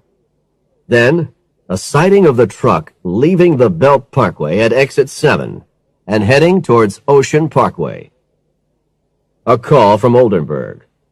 "Molly, the truck's in Coney Island, on Ocean Parkway. I have 1 unit already following, and I'm ordering all units in. I'll keep you posted." We continued listening in on the police radio. At first, everything went smoothly, until the intersection at Brighton Beach Parkway. An officer was speaking to Oldenburg. "Captain, we have the suspect in sight. We're about 50 yards behind. Red light, coming to a stop." "Hey, he's run right through the red light." "Try and follow," ordered Oldenburg. Suddenly, over the radio, We heard the scream of tires, followed by 2 impacts of steel against steel. Then, silence. "Captain Oldenburg," said the officer. "we just ran into the side of a cab, and our other car is buried in the back of our car. Nobody hurt, just shaken up. Sorry, but both cars are out of action." "Where's the third car?" shouted Oldenburg. "Get after the suspect!" "Sorry, Captain. The traffic's now at a standstill at the intersection. Nothing's moving. The third car can't get through. We've lost him." "Hell!" swore Oldenburg. A moment later, Oldenburg called me on the cell phone. "Marley, I hate to admit this, but you've lost the suspect," I finished for him. "We know, Oldenburg. We've been listening in on the police radio. Joe and I are going to cruise around the neighborhood, just in case we spot something. I suggest you do the same." I asked Joe to head towards Surf Avenue. Soon, we were passing by the amusement parks, with the ghostly shapes of the big wheels and roller coasters appearing out of the fog. As we made our way along the avenue, I started thinking about the surveillance photographs of Zernoff. Suddenly, every piece in the puzzle joined together to give me a complete picture. That photograph of Zernoff outside a set of gates. I thought back to our tour of the sights of Coney Island. The old Thunderbolt roller coaster. The gates with the peeling paint. Boris Chernoff's statement that they were taken to some sort of factory building with a railroad track on the floor. I knew then where they had to be. Joe, the old Thunderbolt roller coaster, and step on it. The car sped towards West 16th Street, off Surf Avenue. As we approached the roller coaster, the ruined structure gradually came into focus through the fog. I told Joe to kill the headlights as we neared the gates. All was quiet, and the street was deserted. Signs reading, "Dangerous structure, no admittance," were attached to the fence surrounding the old ride. The gates were at least 10 feet high, but with Joe's help, I climbed over.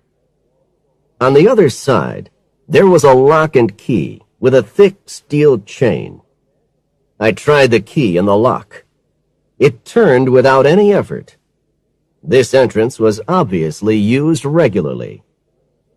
I opened the gates to let Joe through. We looked around us. Now there was sufficient moonlight to provide better visibility. About 75 yards away, I spotted a white Ford truck and a limo parked alongside a one-story building in the shadows of the roller coaster structure. No lights could be seen. A door opened. A sudden flash of light from the interior of the building. Then, darkness. "Get down," I whispered to Joe. We dived for cover behind an ancient roller coaster car. I looked over the edge and watched. It was Zernoff. He started to walk in the direction of the gates, shining a flashlight from side to side. We kept our heads low as the ray of light was directed towards us. Then he went back inside. My mouth was dry, and my heart was beating like a drum. "Joe, we need backup. Zernoff's in there, and presumably Moseloff. There could be more of the gang inside." I called Oldenburg and gave him our location. "When you arrive, I want you to park so your car's blocking the gate, okay? Same for the other police car. Then we'll have the exit sealed. But hurry!" Oldenburg made rapid time. 2 minutes later, we heard the deep hum of the engine. Oldenburg and his sergeant slipped inside the gates. Over here, I whispered to Oldenburg. Where's the other car? I demanded. Oldenburg spoke urgently into his cell phone. His officers had gone to the wrong roller coaster. Oldenburg considered the situation for a moment, then announced, We're going in. All the evidence should be there. Any delay could mean we lose the key players. You with me, Marley? All the way, Oldenburg. We hurried over to the door of the building. From inside, we could hear conversation in Russian and laughter. Although there were only the four of us, we had the element of surprise. Oldenburg, the sergeant, and Joe had their weapons ready. Oldenburg nodded to his sergeant, who kicked the door wide open. We rushed inside. The sergeant shouted, Police! Don't move! Hands in the air! For a second, the scene before us seemed to be frozen in time. The building was lit by oil lamps. 10 young men were sitting on benches around a table, drinking coffee and eating sandwiches. Zernov, who was sitting at another table, stared at us in disbelief. The big man from the photographs was there, sitting next to Zernov. The woman with long dark hair was standing behind them. On the floor was the railroad track, which Chernov had mentioned. In a corner lay an old roller coaster car on its side. The place must have been the repair workshop. The woman didn't seem to be alarmed at all. Zernov looked towards her with a confused expression, as if expecting instructions. Then she turned towards Zernov and screamed, Don't just stand there! Do something! He suddenly got up and reached for his gun. But before he could aim it, 2 shots rang out. He spun around with the impact of the bullets. Then he crashed to the floor, firing his gun wildly. A bullet passed through one of the oil lamps, smashing the glass. A cloud of gun smoke hung in the air. The place now seemed unnaturally quiet. For a second, everyone stood motionless. Then we rushed forward. There were 2 bullet holes in Zernov's chest. Blood was dripping from his mouth, and he was gasping for breath. He didn't look as if he had long to live. Meanwhile, the woman had thrown herself to the ground and had landed in a pool of rust-colored, oily water. As she raised herself, her face and hair were dripping with the orange-black liquid. I looked at the guy still sitting at the table. Are you Mosolov? He stared at me, almost paralyzed with fear. I'm just the driver, he stammered. Don't shoot me! The woman was now wiping the oil from her face. She looked down at her feet, not making eye contact with anybody. Then, a slight movement from Zernov. With a painful effort, he slowly pointed a bloody finger towards the woman. Then, the gasping stopped. His eyes opened wide in a lifeless stare. We looked at the woman in astonishment. Was she Mosolov? She remained standing there, looking down at the floor. The woman's handbag was lying on the table. I quickly found a driver's license. Katerina Mosolov. I showed the document to Oldenburg. Let me introduce you to Mosolov, I said. Well, would you believe it? Exclaimed Oldenburg.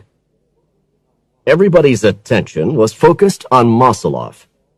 But suddenly, there was the sound of rapid footsteps. Hey, where's the driver? Asked the sergeant urgently. From outside, we heard the sound of a motor. Then tires, spinning and screaming, as the limo raced to the gates. He won't get far, remarked Oldenburg. Then came the crash of breaking wood and bending metal. Footsteps running down the street. A shout. "Police! Stop right there!" The other police car had finally arrived.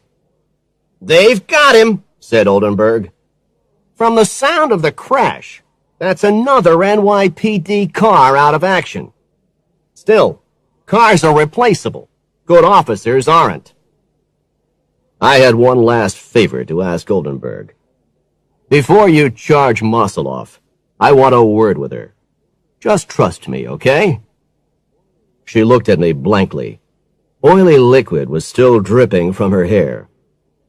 I don't enjoy being threatened, I said to her coldly. The last time I met your man Zernoff, he promised to break my legs if I didn't behave. Now look at him. The NYPD already has enough evidence against you to put you away for a very long time. The only choice you have is to cooperate. Unless you'd like my muscle man Joe to help persuade you. I must have sounded convincing. I knew it was an empty threat, but she believed me. She looked around in alarm. Joe grinned unpleasantly at her to back up the message. So, tell me, did you have Romanoff murdered? I asked. All right, I admit it. I ordered Romanoff's death, she said in a low, tired voice. He knew too much and had been asking too many questions about my operation. Nick was carrying out my orders, but the fool made everything too complicated. I told him to make it look like a simple carjacking. Nothing fancy. Then he found that stupid drunk in the Odessa steps. I don't know who was more stupid, Nick or the drunk. Not that it matters anymore. I had the confession I wanted. Case closed. Oldenburg, did you catch all that? I asked. Everything, Marley. And I didn't hear you making any threats. May I congratulate you? That was a compliment indeed, coming from the captain. Thanks. She's all yours now. Will you arrange the immediate release of Dela Cruz? He'll need a statement to the effect that he was wrongfully arrested and charged, and, of course, an official apology from the NYPD. His lawyer will also be asking for financial compensation for wrongful arrest. You got it, replied Oldenburg. My hands started to tremble violently. I knew that old familiar reaction to shock. I felt a wave of exhaustion going through my body. But there were still two more things I had to do. First, a call to Mrs. Romanoff. Mrs. Romanoff, I know who murdered your husband. Nick Zernoff, acting under the orders of a Katerina Mosoloff, the woman behind the immigrant smuggling. Zernoff is now dead, and Mosoloff is under arrest. You'll get a full report on Monday. Thank God you're safe, said Mrs. Romanoff. I can't thank you enough. And a call to Stella. It's Nat. We have all the proof. Jose's going to be a free man. We've cleared his name. Oh, Nat, I'm so relieved. I don't know what to say. It's like a huge weight's been lifted from me.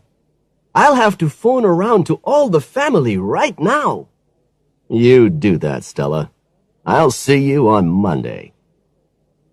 I took one last look around the repair shop. The glow of the oil lamps.